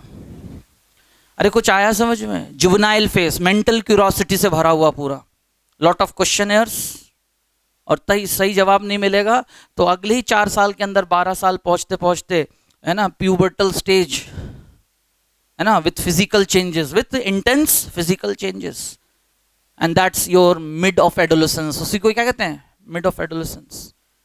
और जो भी उसका मेंटल डेवलपमेंट हुआ 4 साल में, 9वें साल से लेके 12वें साल तक, फिजिकल डेवलपमेंट 3 साल के अंदर 15th, और 15 से लेके 19, ये जो 4 साल उसका बिहेवियर, कोड ऑफ कंडक्ट समाज में वैसे ही बनेगा। फिर सबको आ रहा है समझ में? That what has been mentioned in the NCERT, adolescence it's a period and process, it's a rather considered as one of the vulnerable age group, क्योंकि lot of deflections, divergence in thought process, तो सही उसको मिलना चाहिए। तो मेरा कहने का मतलब है, अच्छा हम उस पार्ट पे पहुंच गए, लेकिन कहने का मतलब ये था किस तरह से हम पॉपुलेशन को रिकॉग्नाइज करते हैं of a species, but a species can have more than one population in a given area at a given time. Specially जिस लाइफ एक्सपेक्टेंसी की मैं बात कर रहा था, ये chapter first reproductive health, sorry reproduction organism में इस बात को समझाया गया है। It's the time period between birth and death, a moment after birth till a moment before death, the time spend, maximum time spend by the species, by the members of a species is called life span. लेकिन अब वही species का member किस population का है, बॉम्बे में रह रहे हैं, होशंगाबाद में रह रहे हैं, भोपाल में रह रहे हैं, उस जगह का क्या अपना एक सेटअप है, एनवायरमेंट क्या है, यस और नो। अब बॉम्बे शहर तो 24 आवर्स सिटी है, यस और नो। रात के 1 बजे के बाद अगला शहर चालू हो जाता है, यस और नो, क्योंकि इट्स अ इकोनॉमिक सिटी है ना, economic capital of the country. वहाँ लोगों का transition movements through out 24 hours हो रहे हैं। यू कांट से कि शहर शांत हो गया, सो गया। यही आप भोपाल में देख लो, आज जैसे रात 9 बजते हैं, बस ये जो पटरी है यहाँ से जो गुजरा है रेलवे लाइन, बीएचएल एरिया जो लगता है ना, वो तो 8:30 बजे सो जाती है। कहने का मतलब है धीरे धीरे आदत है ना भाई, वहाँ सब कौन है, सारे बीएचएल्स में मतलब नौकरी पेशा, सबका एक रूटीन है, टाइम है, शिफ्ट चेंज होता है। 8 बजे शिफ्ट लगेगा, घर से 7:45 बजे निकल के सब बीएचएल में, वहाँ से जो छूटे वो अपने घर में, है ना सारे। वो तो आजकल स्टूडेंट्स पढ़ाई करके 9 बजे तक तो खेल खत्म।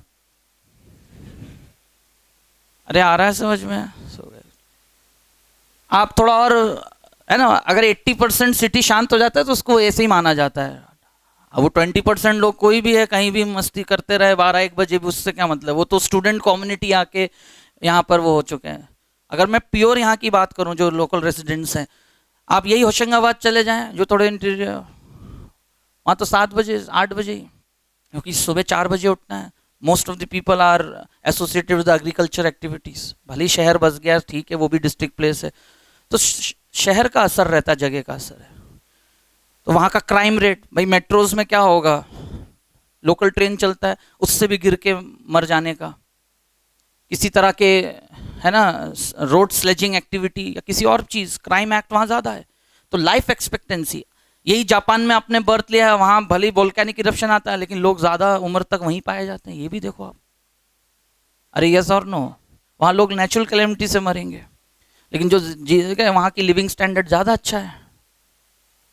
सबको आ रहा है समझ में? 9G पे चल रहा है ना वहाँ पर, तो 9G चल रहा है। यहाँ अभी भी हम 4G पे कितने खुश हो रहे हैं, है ना। तो दैट इज लाइफ एक्सपेक्टेंसी। आप किस पॉपुलेशन का हिस्सा हो भाई? आपका नौकरी लगा, डिफेंस में आपने ज्वाइन किया, तो आपका जॉब नेचर से आपका लाइफ स्पैन मतलब सबका जीने का हक 100 साल का। ह्यूमन बींग्स के लिए क्या है लाइफ स्पैन? 100। लेकिन कोई भी 100 जी पाएगा कि जेनेटिक बीमारी, कुछ और reasons, there are many man made reasons. किसी कैलामिटी के शिकार हो गए, किसी ट्रेजिडी के शिकार हो गए, किसी वॉरफेयर के शिकार हो गए, सुसाइड कर लिया, मर्डर हो गया। हाँ, these are the things we do not consider, but these are the real facts of our life, and these are all man-made factors of making the lifespan to life expectancy. आया logic समझ में? ये population attribute. यही मैं अगर किसी दूसरे species की पॉपुलेशन की बात करूंगा तो प्रेडेटरशिप, यस और नो, शिकार हो जाना, शिकार करना या शिकार हो जाना। तो इंसान भी तो अगर इस तरह के जो क्राइम एक्ट सोसाइटी में होते हैं, murder, that is one form of predatorship, yes और नो। सबको आ रहा है लॉजिक? पढ़ने का समझ में आ रहा है कैसे क्या कंसेप्ट इस चैप्टर का? तो हेडिंग दीजिए नेटालिटी, हेडिंग दीजिए नेटालिटी।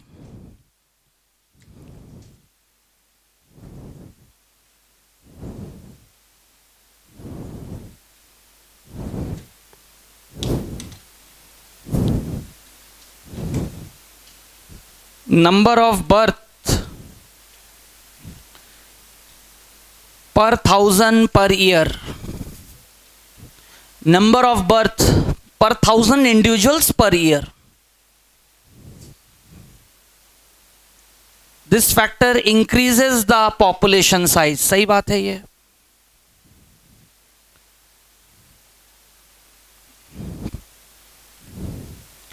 और BR is inversely proportional to environmental resistance.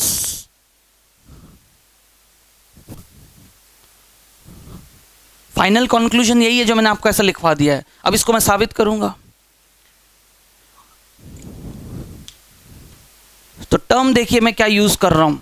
और एक्चुअली ये सब मैं आपको जब मैंने ओवरी एज अ ग्लैंड पढ़ाते हुए, ठीक है, फीमेल oogenesis पढ़ाते हुए, फीमेल्स में एक्स काउंट कहते हैं यानी female fertility, female number of female decides the birth rate, number of. हालांकि ये बात मुझे सेक्स रेशियो में बोलना चाहिए ये स्टेटमेंट, लेकिन मैं पहले यहां बता दे रहा हूं क्योंकि रिलेशन तो इससे है ना. सब कुछ पढ़ने के बाद इस चैप्टर में कंक्लूडिंग पॉइंट्स क्या क्या हैं वही मैं आपको लिखवा रहा हूं और उसको साबित करते जाएंगे एक्सप्लेनेशन में. Number of female is directly proportional to birth rate of a population. ये भी स्टेटमेंट सही है. अब इन दोनों की बात कैसे हम रिलेट करने जा रहे हैं.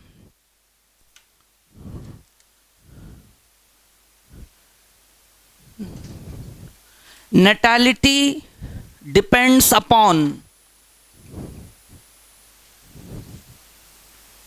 Darwinian fitness. Darwinian इसी चैप्टर में पॉपुलेशन इंटरेक्शन में कंपटीशन जैसे इंटरेक्शन को समझाने के लिए इस वर्ड का इस्तेमाल वहां हुआ है जिसको कहते हैं r value of a population of a species. Actually ये स्पीसीज कैरेक्टरिस्टिक है लेकिन जो कि पॉपुलेशन को इफेक्ट करता है.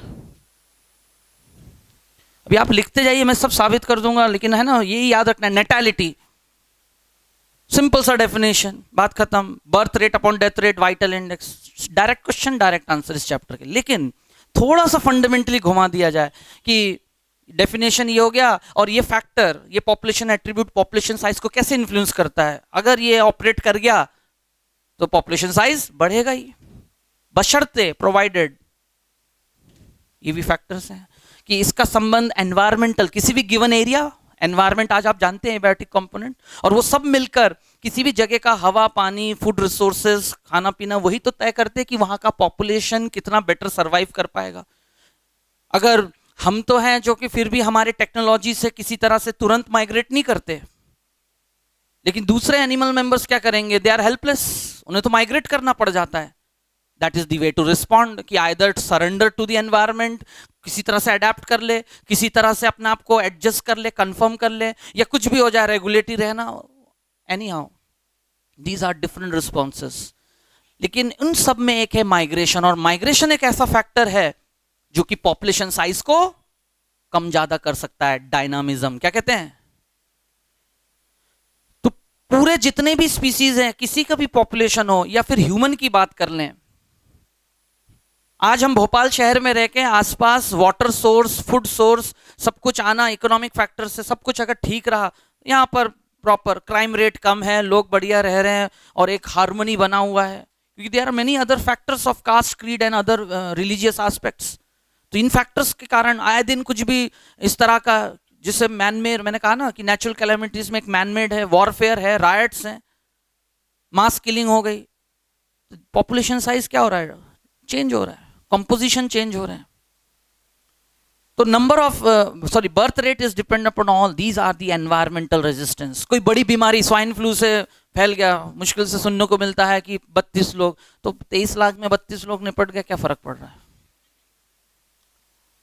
देखो, take it some in other way, मतलब मैं, है ना, टचवुड किसी को ना हो, लेकिन अगर मैं एक बात कर रहा हूँ, ऐसा कुछ हो रहा है तो ठीक है, दैट्स अ नेग्लिजिबल फिगर. लेकिन यही कब नेग्लिजिबल नहीं रहेगा, कम्युनिटी हेल्थ और पब्लिक हेल्थ सेक्टर में हाहाकार मच जाएगा. भाई गवर्नमेंट प्रशासन जो कि जिम्मेदार है किसी भी सिटी में क्या बनाए रखना, हाइजीनिक और सारी चीजें, और फिर बीमारी कोई किसी को थोड़ी देखता है, बड़ा आदमी छोटा आदमी, तो उस तरह से सोचा जाए ना फिर वो.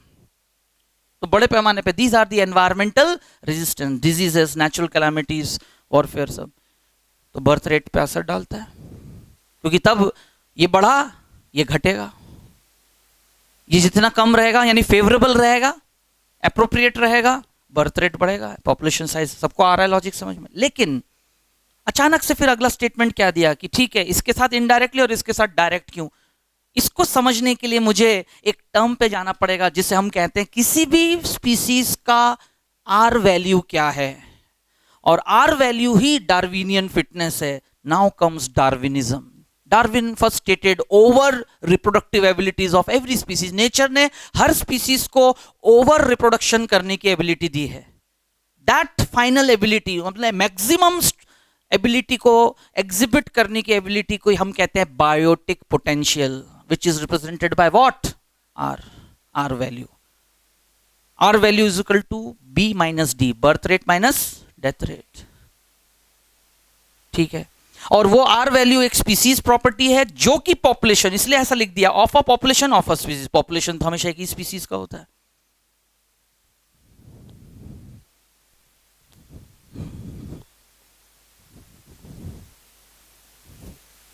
नेक्स्ट एग्जाम्पल लिया जाए ह्यूमन। ह्यूमन से हम डार्विनियन फिटनेस को समझते हैं।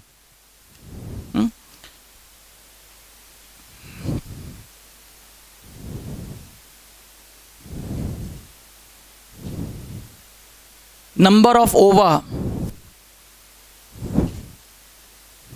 Female can contribute in reproductive life 14 to 50, 35 years. Yes or no? सबको आ रहा है समझ में? एवरीवन? तो ये सब मैं आपको जहाँ तक मुझे याद आता है मैं ओवरी पढ़ाते में सब समझा चुका था, लेकिन अब एप्लीकेशन का समय आया। वहाँ समझाना कुछ अलग एंगल था, to make you understand the physiology which is operating inside the body. Yes or no? और यहां पर अब हम एक अलग एट्रीब्यूट है, इसका स्टैटिस्टिकल एनालिसिस हो रहा है कि इस बात का किस तरह से birth rate is what phenomena, it's a relative phenomena, terminology used to define one of the, है ना, attribute of population, behaviour of population which influence increase और decrease of the population size. ये हम पढ़ रहे हैं आज। तो ठीक है, number of ova a female can contribute in her reproductive life, that is the age between 14 to 50 reproductive life, beginning with menarche and end with menopause. हम एक फीमेल का एक्स काउंट एवरेज 12 मान के चले। नंबर मतलब what is x count? Number of ओवा इन a year, per year. तो 14 साल से लेके 20-21 साल की उम्र तक ये फिगर एक्चुअली 16-17 पर ईयर रहता है। 15 मान लीजिए, कितना? बोले सर 15 कैसे हो सकता है? 12 महीने हर महीने। ऐसा नहीं है, क्योंकि menses vary, minimum 21, maximum 40 days. जो दो मेंसेस के बीच का जो टाइम इंटरवल है, आ रहा है सबको समझ में? दैट्स एन हार्मोनल टर्बुलेंस, कम ज्यादा करके।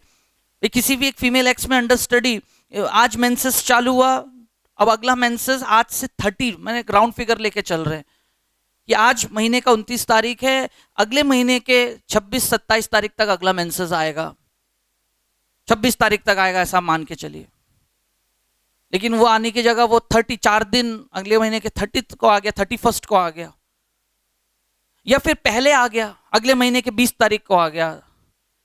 तो 2 महीने का नहीं होगा, फिर कभी कभी ऐसा होगा ऑन एन एवरेज, है ना, 2 महीने में 2 ओवम की जगह 3 ओवम रिकरेंटली रिलीज। ऐसे करते करते 12 महीने में मैक्सिमम कितना? 15 ओवम भी रिलीज हो सकता है।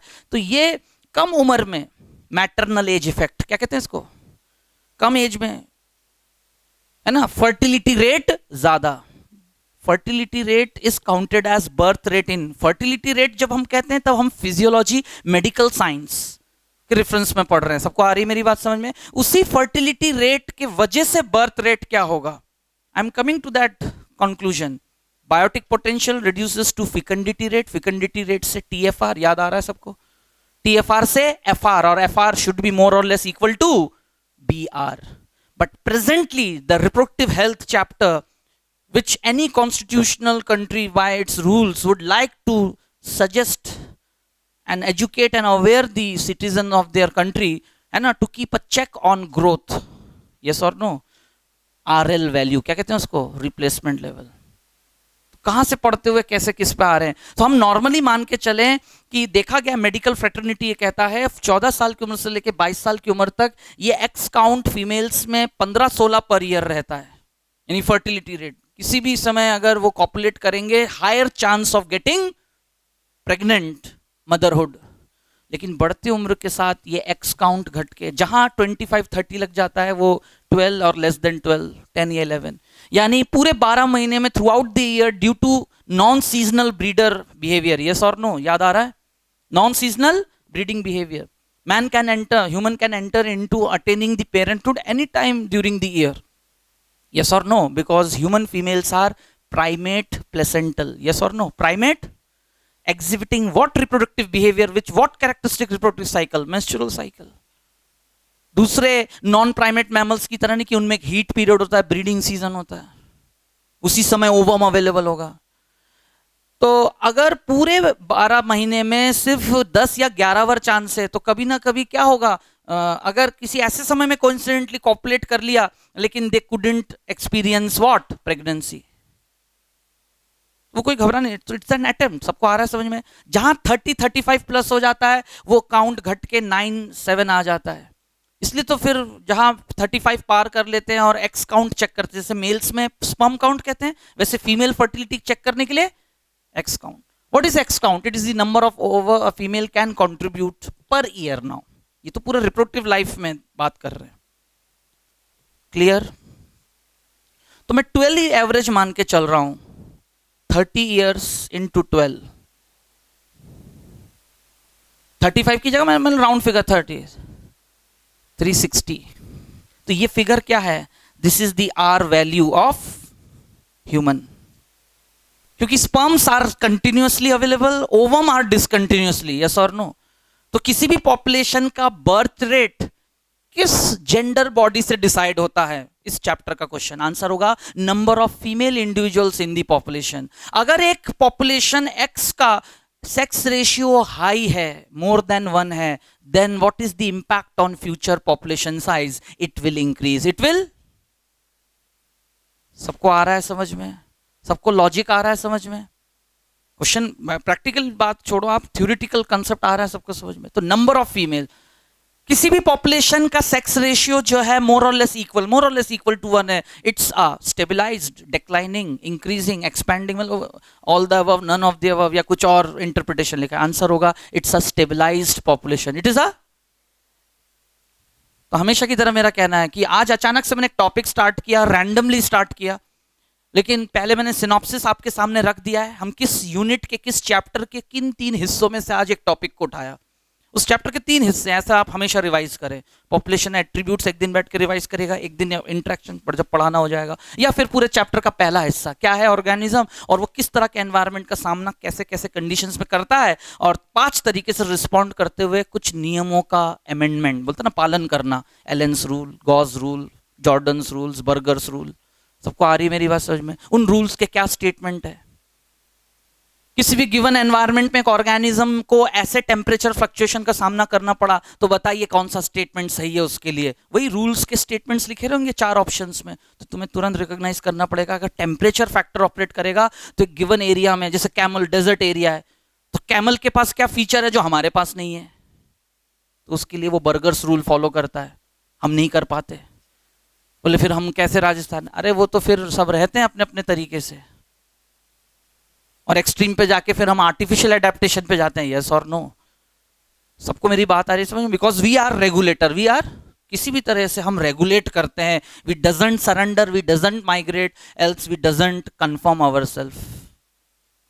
हम अपने आप को कांस्टेंट रखते हैं. Because we are warm blooded, we will expend energy for it. क्या करेंगे? कुछ भी हो जाए हमारा BMR मेंटेन करेंगे, खाना पीना उसके अकॉर्डिंगली करके. अरे यस और नो? इसलिए तो इंसानों ने हमारे पुराने रिलीजियस एस्पेक्ट पे, ट्रेडिशनल एंसेस्ट्रल फॉर्म, अलग अलग मौसम में अलग अलग तरह के डाइट्स बना रखे हैं. आज हम नहीं फॉलो करते, वो अलग बात है. अगर वो फॉलो कर लें तो आधे से ज़्यादा आर्टिफिशियल जो हम सब पहने हुए हैं वो ज़रूरत ही नहीं है, क्योंकि शरीर अंदर से बीएमआर इतना मेंटेन कर लेगा कि वो भी झेल लेगा। और हाँ, बाकी इंसानी एक्टिविटी चैप्टर, एनवायरमेंटल इश्यूज, उसके वजह से भी आज हमने जो गर्मी अभी होनी चाहिए वो उससे ज़्यादा है। क्यों? क्योंकि 2003 से लेके अभी तक 0.04% हो चुका है CO2। कितना हो चुका है? कहाँ 0.03 था। आप बोलोगे सर इतने से क्या फ़र्क पड़ गया? अरे तुम्हें वो फिगर दिख रहा है, तुम्हें पूरा एटमॉस्फेयर नहीं दिख रहा? क्यूमुलेटिव इफेक्ट, टर्नओवर पे असर आता है, यस और नो? तो मूवी भी आ रही है, आप लोग देखेंगे कार्बन 2050 कैसा होगा हमारी दुनिया। तो पूरा वैसा नहीं होगा, कुछ हद तक वैसा ही होगा। शुरुआत हो चुकी है चाइना में बीजिंग से और इंडिया में दिल्ली। अरे यस और नो? अरे आया समझ में? हाँ। तो this is R value, this is. अब सिंपल सा कंसेप्ट है, क्या कोई भी ऑर्गेनिज्म, डार्विनिज्म का दूसरा स्ट्रगल फॉर एग्जिस्टेंस, क्या एक्चुअली एक फीमेल अपने लाइफ में फुल बायोटिक पोटेंशियल एग्जिबिट कर सकते हैं? नहीं। So what is the conclusion? क्यों मैंने ऐसा लिखवा दिया है? Biotic potential, fecundity rate. अगर 35 इयर्स के लाइफ स्पैन में किसी फीमेल ने अगर एक नेचुरल कंडीशन, अर्लियर कंडीशंस, आज जो हमारी सोशल इंपैक्ट है, मैं उन सबको दरकिनार करूं और earlier days, nomadic life, natural factor की बात करूं, any female happens to encounter a situation of giving birth to, है ना, using maximum biotic potential with full fertility rate x count throughout her reproductive life, तो 35 साल में 1.5 साल के गैप से, यस और नो? 9 महीने कौन सा गैप जाएगा? जेस्टेशन का। 6 महीने गैप जाएगा, यानी 15 महीने, 1.5 साल भी पूरा नहीं हो रहा, 15 महीने का जो गैप आएगा ड्यू टू लैक्टेशनल एमेनोरिया। सबको आ रहा है समझ में कंसेप्ट? एवरीवन, ये सब मैं पढ़ा चुका हूं एक्चुअली, मैं इसमें कंक्लूड कर रहा हूं अब। तो भी 14 to 15 बच्चे होंगे 15 मंथ्स के गैप से, यस और नो? 30 इयर्स, 35 इयर्स में। तो that number of individual to be given birth by using the full potential is called fecundity rate. लेकिन क्या इतने सालों में हेल्थ फैक्टर्स, खाना पीना, सोशल, बहुत सारी चीजें रही होंगी, उनकी सोशल रीजंस रहे होंगे, कोई बच्चा बीमार पड़ गया होगा, कोई किसी तरह का ट्रेजिडी का सामना से उसकी डेथ हो गई होगी, यस और नो? किसी बच्चे ने खुद ही, मतलब वही होता है ना सोशल फैक्टर्स जो भी होता है, ऐसे करके उनको बच्चे तो 9 बच्चे, किसी का स्टिल बर्थ हो गया, गर्भ में ही डेथ हो गया ड्यू टू सम कॉम्प्लिकेशंस। सबको, जिसको हम कह सकते हैं इन्फेंट मॉर्टिलिटी रेट, क्या कहेंगे? कुछ इसके वजह से, कुछ और कारणों से बीमार पड़ के, कोई जेनेटिक बीमारी आ गई होगी किसी बच्चे के अंदर, कुछ भी ऐसा करके उनको रह गए 9-10। That is TFR, that is total fertility rate. लेकिन बढ़ती उम्र, खाना पीना, सोशल, बहुत सारे स्टेटस के कारण TFR reduce to fertility rate, to fertility rate. कि किसी ने अपने लाइफ में 6 ही बच्चे किए, 4 बच्चे किए, लेकिन आज वो रेट भी जो है एक्सेप्टेबल नहीं है। इट शुड बी मोर और less equal to birth rate. And the government of any such country who is looking forward for, है ना, educating, making aware to get avoid from a situation of population explosion, what would like to make people aware to follow RL value replacement. A couple should at least give birth to 2 individuals to replace themselves to make the population stable. क्योंकि कभी ना कभी आप population से disappear होंगे bye death phenomena, तो आपको represent करते हुए 2 बच्चे, that's RL value replacement level. सबको आ रहा है समझ में कंसेप्ट? तो फिलहाल इसके इस एंड पे ये बात सही है ना? कहा डार्विनियन, ये था डार्विनियन फिटनेस ह्यूमन स्पीसीज का।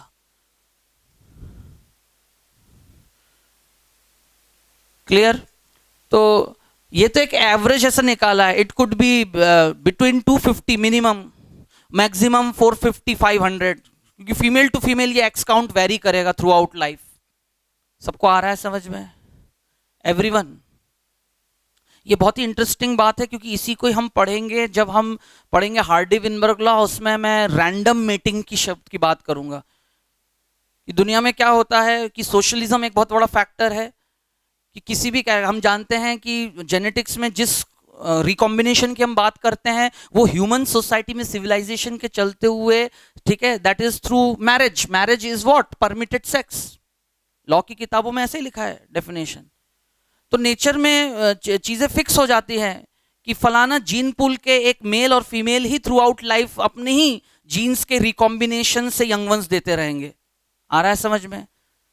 तो शादी जो है रैंडमली समाज में अरेंज मैरिज तय हो रहा है, तो ये भी एक फैक्टर है जीन पूल को स्टेबल कर देने का। तो अकॉर्डिंग टू हार्ट, सबको आ रहा है समझ में? मैंने कहा ना जितने भी ऐसे टॉपिक्स हैं ना, एक्चुअली ये दिमाग वाले टॉपिक्स है, और इनको समझने के लिए वही पढ़ाना भी वैसा है और समझने के लिए भी दिमाग वैसा चाहिए, तब जाके एक्चुअल जिस निकल के आएगा। नहीं तो वो तो आर्बिट्रली ऐसा ऐसा लिखा है। जब क्वेश्चंस मेकिंग की बात आएगी ना, तब ऐसे बारीकी से चीजों को कनेक्ट करना आना चाहिए, तब जाके आप 100 क्वेश्चन। आज तक मैं सब टॉपिक्स में क्या कहता था, 100 लगाओ 80 भी बन गए तो आई एम सेटिस्फाइड कि हाँ हो गया, क्योंकि लेकिन ये सब ऐसे टॉपिक्स की कायदे से पढ़ लोगे ना, 100 लगाओगे 100 ही बनेंगे। वो तो एक दो ऐसा होगा कि कोई पॉइंट मैंने शायद नहीं बताया होगा, या कुछ नया क्वेश्चन पैटर्न किसी किताब में छपा होगा, कुछ नई बात। नहीं तो ये सब बन सकते हैं, बशर्ते आपको ऐसे चीजें क्लियर होनी चाहिए कि कहाँ का चीज कहाँ कैसे कनेक्ट हो रहा है। किसी को कोई डाउट? दैट्स कॉल्ड नेटालिटी, ऐसी मोर्टैलिटी। नेक्स्ट क्या है? मोर्टैलिटी।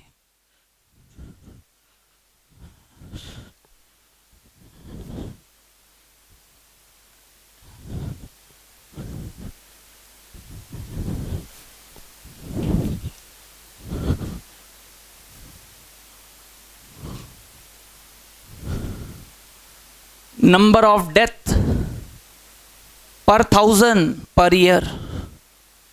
बिल्कुल सही स्टेटमेंट है ये। अगेन अलाइक नेटालिटी,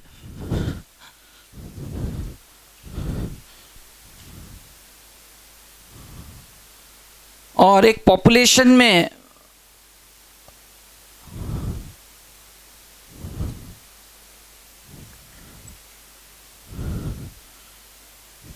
ये दो तरह के incidence mortality rate, death rate को नेचुरली प्रमोट करते हैं। आया समझ में? That is infant mortality rate. Population की अगर बात करें, डायरेक्टली कौन? इन्फेंट, और इनडायरेक्टली कौन? एमएमआर। क्योंकि किसी मदर की डेथ हो जाए, female experience death during giving birth और अदर कॉम्प्लिकेशंस, तो आगे पॉपुलेशन साइज में और जो बच्चे उससे ऐड होने थे उस जीन पूल में, यस और नो, वो वहीं के वहीं खत्म हो गया। तो ये दोनों, एक डायरेक्टली पॉपुलेशन साइज को डिक्रीज करता है, दूसरा है ना death rate all over decreases. ये लिखने से पहले मैंने ये दो बातें लिखी हैं। एक तरह से मैं चैप्टर रिप्रोडक्टिव हेल्थ के कंसेप्ट की वाई, अभी मैं आ रहा हूं इन दोनों बातों को लेके कि what is the trend of population all over. 1700 AD में पूरा वर्ल्ड पॉपुलेशन 0.6 बिलियन था, 60 करोड़, जो कि मिड यानी 150 साल में बढ़कर 1.2 बिलियन हुआ पूरा वर्ल्ड पॉपुलेशन। फिर इसमें इंडिया और 5 सक्सेसिव कंट्रीज, चाइना, इंडिया, है ना, इंडोनेशिया, ब्राजील। आ रहा है समझ में? The most densely largest population country all over the world. ये जो 4 हैं, one after the other, India standing second, हर बुरे काम में सबसे पहले, टॉप 10 टॉप 5 में। अरे आ रहा है समझ में? और अच्छे काम में अंडर 20, बिलो 20, उधर पीछे। तो पूरा world population during 1700 AD it was 0.6 billion, 60 crore. 150 साल में, that's the time period, time scale with reference change dynamism, just double हुआ। तो डबलिंग टाइम 150 साल था। मैं कंक्लूजन क्या आ रहा हूं, मुझे फिगर से मतलब नहीं है, फिगर तो एक तरीका है अपनी बात को रखने का। What is the conclusion? Doubling time क्या था? 150 साल। लेकिन फिर क्या देखा गया? बाय 2000 एडी, अगले 150 साल में, सी द टाइम, यानी 300 years, 300, what is the present population we consider for, एक वही राउंड फिगर, एक्चुअली 6 बिलियन से ज्यादा है, हम 6 बिलियन ही मान लें, 5 टाइम्स। कितने टाइम? मोर देन 5 टाइम्स है, 1 पॉइंट नहीं, 1.5 का 5 टाइम्स 6 बिलियन होता है। लेकिन ठीक है, मैं तो वही कह रहा हूं ना, आप यू गो द फिगर, आप कंक्लूजन पे पहुंचो। This is population explosion. Now this is, किसी एक कंट्री की बात ना करें, पूरे वर्ल्ड के रेफरेंस में बात करें। Within a short period of time, the population increases enormously. That phenomena is called population explosion, which the whole world, not only India, India with reference of before independence and after independence की हम बात करते हैं।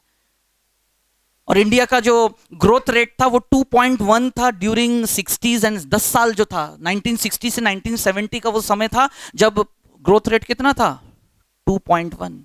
जबकि family planning programme कब introduce किया गया था, 1951। सबको आ रहा है समझ में मैं कैसे ब्लेंड कर रहा हूं? Again after long time I am coming to that blending pattern. मतलब दो अलग, सब ऐसे ही रिलेटेड है, पढ़ा ऐसे ही जाता है। एक कभी कभी ऑर्थोडॉक्स भी पढ़ा जाता है कि अभी सब बातें छोड़ो, आप तो पहले ये समझो, क्योंकि उसका कुछ रीजन होगा। समझ लिया, फिर अब आगे की बात करो दूसरे से कनेक्ट करके। कुछ टॉपिक्स होते हैं डे वन से ही कंसेप्ट्स बोल रहे हैं ना, सुनो तो सुनते तो जाओ, बात तो सही है। चैप्टर रिप्रोडक्टिव हेल्थ और ये जो चैप्टर पॉपुलेशन एट्रीब्यूट से बिल्कुल इंटर रिलेटेड है, 90% इंटर रिलेटेड है। और पॉपुलेशन के इन्हीं एट्रीब्यूट्स को ध्यान में रखते हुए ही गवर्नमेंट ऑफ इंडिया और any such country constitutionally would like to make people aware. वही planning programme, 5 years planning programme, जिसमें हेल्थ फैक्टर दूसरे और सभी चीजें आती हैं, इम्यूनिटीज को कैसे पॉपुलेशन को अगले 5 साल के लिए हम प्लान करें।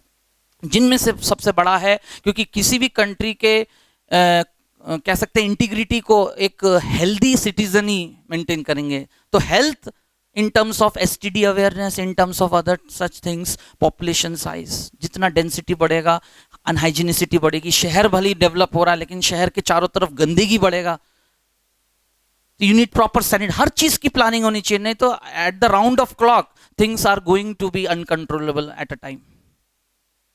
तो प्लानिंग कमीशन में बहुत कुछ आता है, इसलिए समय समय पे 10 साल में एक ऑफिशियल काउंटिंग हर 11वें साल करते हैं, 10वें साल के एंड पे, called census. Official counting which has begin in the year 1891।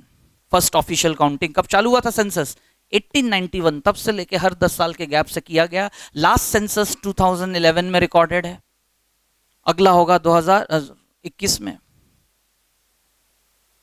तो 10 years tenure is enough to bring that dynamism, आज जहां से चैप्टर चालू हुआ। और अभी अभी जो बात आई समझ में,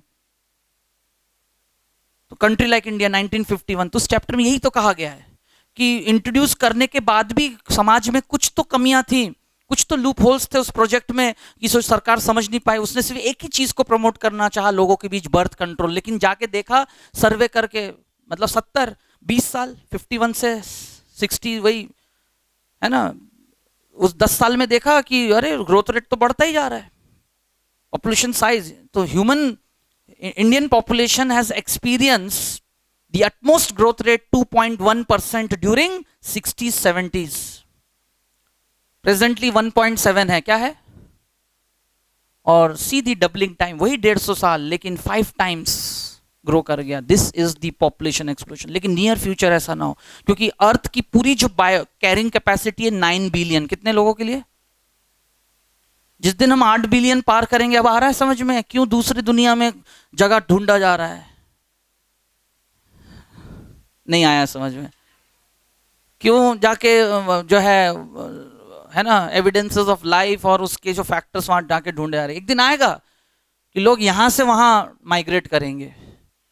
कोई भी चीज आज जो सपना लगता है या सुन के हमें लग रहा है हाइपोथेटिकल व्यू, ऐसा नहीं है, शुरुआत हो जाता है, आदमी खोज चालू, साइंस बिगिंस विथ हाइपोथेसिस। सबको आ रही मेरी बात समझ में? रियली मूव करना पड़ेगा अगले 100-150 सालों में, क्योंकि बढ़ जाएगा, आप सोचो ना। और अब तो हर 33 इयर्स में डबलिंग हो रहा है। कितना? वर्ल्ड की पॉपुलेशन 9 बिलियन पार कर जाएगी अगले 33। I will prove. इसको कहते हैं ग्रोथ रेट पता लगाने का जो तरीका, डबलिंग टाइम, 70/x। फॉर्मूला क्या है? 70/x। doubling time is calculated by where 70 is a growth constant, x is equal to growth rate। और ग्रोथ रेट पता लगाने का तरीका P2 minus P1 upon P1 into, ये फॉर्मूला है। What is P1? Population size n at time t। What is P2? Population size N+1। आया समझ में? और ओरिजिनल पॉपुलेशन कितना था, ग्रोथ रेट पता चल जाएगा। ग्रोथ रेट फिलहाल इंडिया का कितना है? 1.7। अरे मैं तो कह रहा हूं इसको 2 ही मान लो ना। तो इंडिया की जो पॉपुलेशन आज 1.35 है, एक्चुअली 1.25 नहीं है।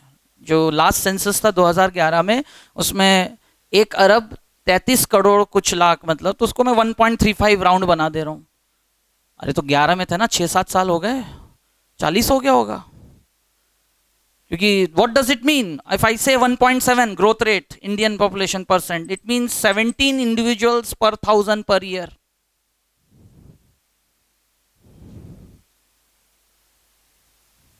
ठीक है ना, ये रहा बर्थ रेट, ग्रोथ रेट। तो इस हिसाब से 35 इयर्स बाद इंडिया की पॉपुलेशन 3 अरब्स, नियर टू 3 अरब्स।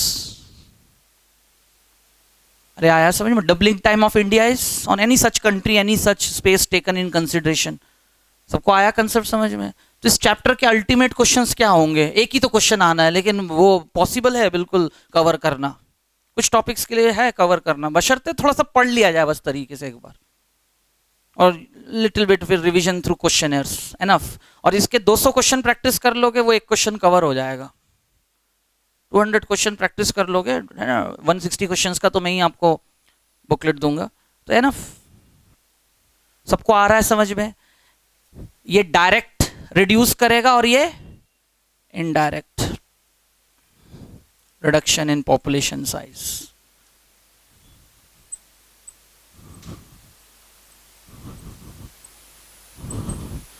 और हमेशा की तरह death rate is directly proportional to environmental resistance. See the difference? आया सबको समझ में? Death rate is directly proportional to environmental resistance. क्योंकि जितना एनवायरमेंटल रेजिस्टेंस होगा, स्ट्रगल फॉर एग्जिस्टेंस उतना होगा, उतना ही डार्विनियन फिटनेस कम हो जाएगा। सब कुछ प्रोपोर्शनेट में ही चलता रहेगा। वाइटल इंडेक्स क्या कहते हैं? Is equal to birth rate upon death rate. तो या बायो इंडेक्स कह सकते हैं, equal to 1, more than 1, less than 1।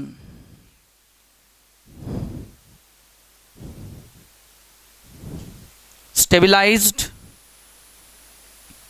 expanding और declining। पॉपुलेशन के बारे में, ठीक है ना? These are the conclusions। तो 5 फैक्टर मैंने आपके लिखे थे, 2 फैक्टर्स का कंसेप्ट समझ में आ गया, और उन दोनों को कोरिलेट कर दो तो ये आता है। तो क्वेश्चन जो आते हैं या आ चुका है, रादर आई मस्ट से,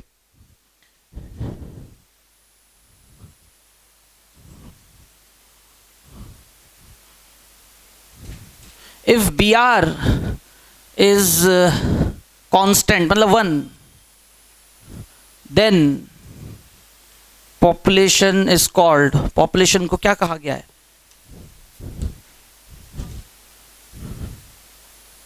जीरो पॉपुलेशन की डेफिनेशन है। ऑप्शंस रहेंगे, zero population, meta population, dispersing population. Options पता तो होना चाहिए। These are population attributes. सबको आया समझ में? बर्थ रेट, डेथ रेट सब बराबर चल, मोर और लेस इक्वल, कांस्टेंट आ रहा है। 10 साल पहले आपने गिनती कराई 23 लाख, 10 साल बाद कराया तो 23 लाख कुछ हजार, वो नेग्लिजिबल मानते हैं, मतलब है ना, एज सच कोई डायनामिज्म चेंज नहीं आया है। और फिर वो हर तीनों पैरामीटर वही तीनों, साइज भी ज्यादा एज सच चेंज नहीं आया, डायनामिक। फिर आपने एज ग्रुप वाइज कॉम्पोजिशन देखा, ज्यादा फ्लक्चुएशंस नहीं आया, ग्राफ बना। और फिर यानी मोर ओवर स्टेबलाइज्ड पॉपुलेशन है, जीरो पॉपुलेशन है, and the phenomena is called as when a population is called zero population. एक स्टेटमेंट ये है उसके लिए, नहीं तो एक्चुअल जो डेफिनेशन है जीरो पॉपुलेशन का वो ये, the population experienced demographic transition, demographic transition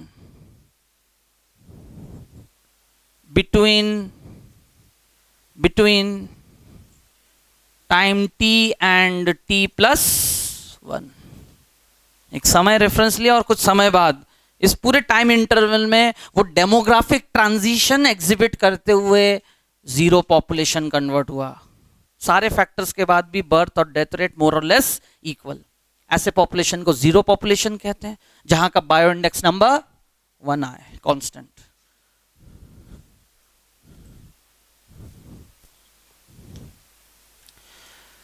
तो यहां से मैं नेक्स्ट क्लास इसको कंप्लीट कर दूंगा, ठीक है, क्योंकि sex ratio number of females पर 1000 मेल और वो नंबर ऑफ फीमेल्स ही है। अगर वही फिर से सेक्स रेशियो ज्यादा रहा, 3 फैक्टर्स 3 तरह से लिखवाने के बाद डिस्पर्सल के साथ वो फॉर्मूला डिराइव करेंगे। 3 तरह के population, stabilize, declining and expanding, और 2 तरह के ग्रोथ मॉडल्स जिसके 2 फॉर्मूले हो गए, D N D T is equal to R N या R N is equal to K minus K upon N, यानी एनवायरमेंटल रेजिस्टेंस या without environmental resistance. Growth models 4 तरह के होते हैं, बाकी दोनों बस टी शेप्ड और स्क्रू शेप्ड ग्राफ बता दूंगा आपको, क्योंकि ऑप्शंस में लिखा रहेगा तो पता तो होना चाहिए। T population, screw shaped population, S shaped population, जे शेप्ड पॉपुलेशन। लेकिन आपको एनसीईआरटी के बेसिस दोनों ही ऑप्शन चूज करने पड़ेंगे ग्राफ देखकर। किसी को कोई डाउट है ना? इसके बाद पॉपुलेशन इंटरेक्शन, फिर चैप्टर का दूसरा पोर्शन, फिर बायोडाइवर्सिटी, एनवायरमेंटल, यानी 15 दिसंबर तक मैं कोशिश करूंगा कि इवोल्यूशन तक कंप्लीट कर लूं। इसके बाद इवोल्यूशन पढ़ेंगे, इकोलॉजी के बाद क्या पढ़ेंगे? Then I will jump back to taxonomy first of all, फिर उसके बाद रेस्पिरेटरी नर्वस, क्लियर, हाँ डाइजेस्टिव, और फरवरी 28 तक कोर्स हो जाएगा, क्योंकि आखिरी में हम पढ़ेंगे 2 ही चैप्टर रह जाएंगे, ह्यूमन रिप्रोडक्शन और रिप्रोडक्टिव हेल्थ। रिप्रोडक्टिव हेल्थ तो 2 दिन का चैप्टर है। रिप्रोडक्शन में मुझे main male female reproductive system समझाना है, क्योंकि बीच में पढ़ा चुका हूं मैं, लेकिन फिर भी वो रेफरेंस लूंगा। And then we have to go with fertilization events and development. Clear? किसी को कोई डाउट?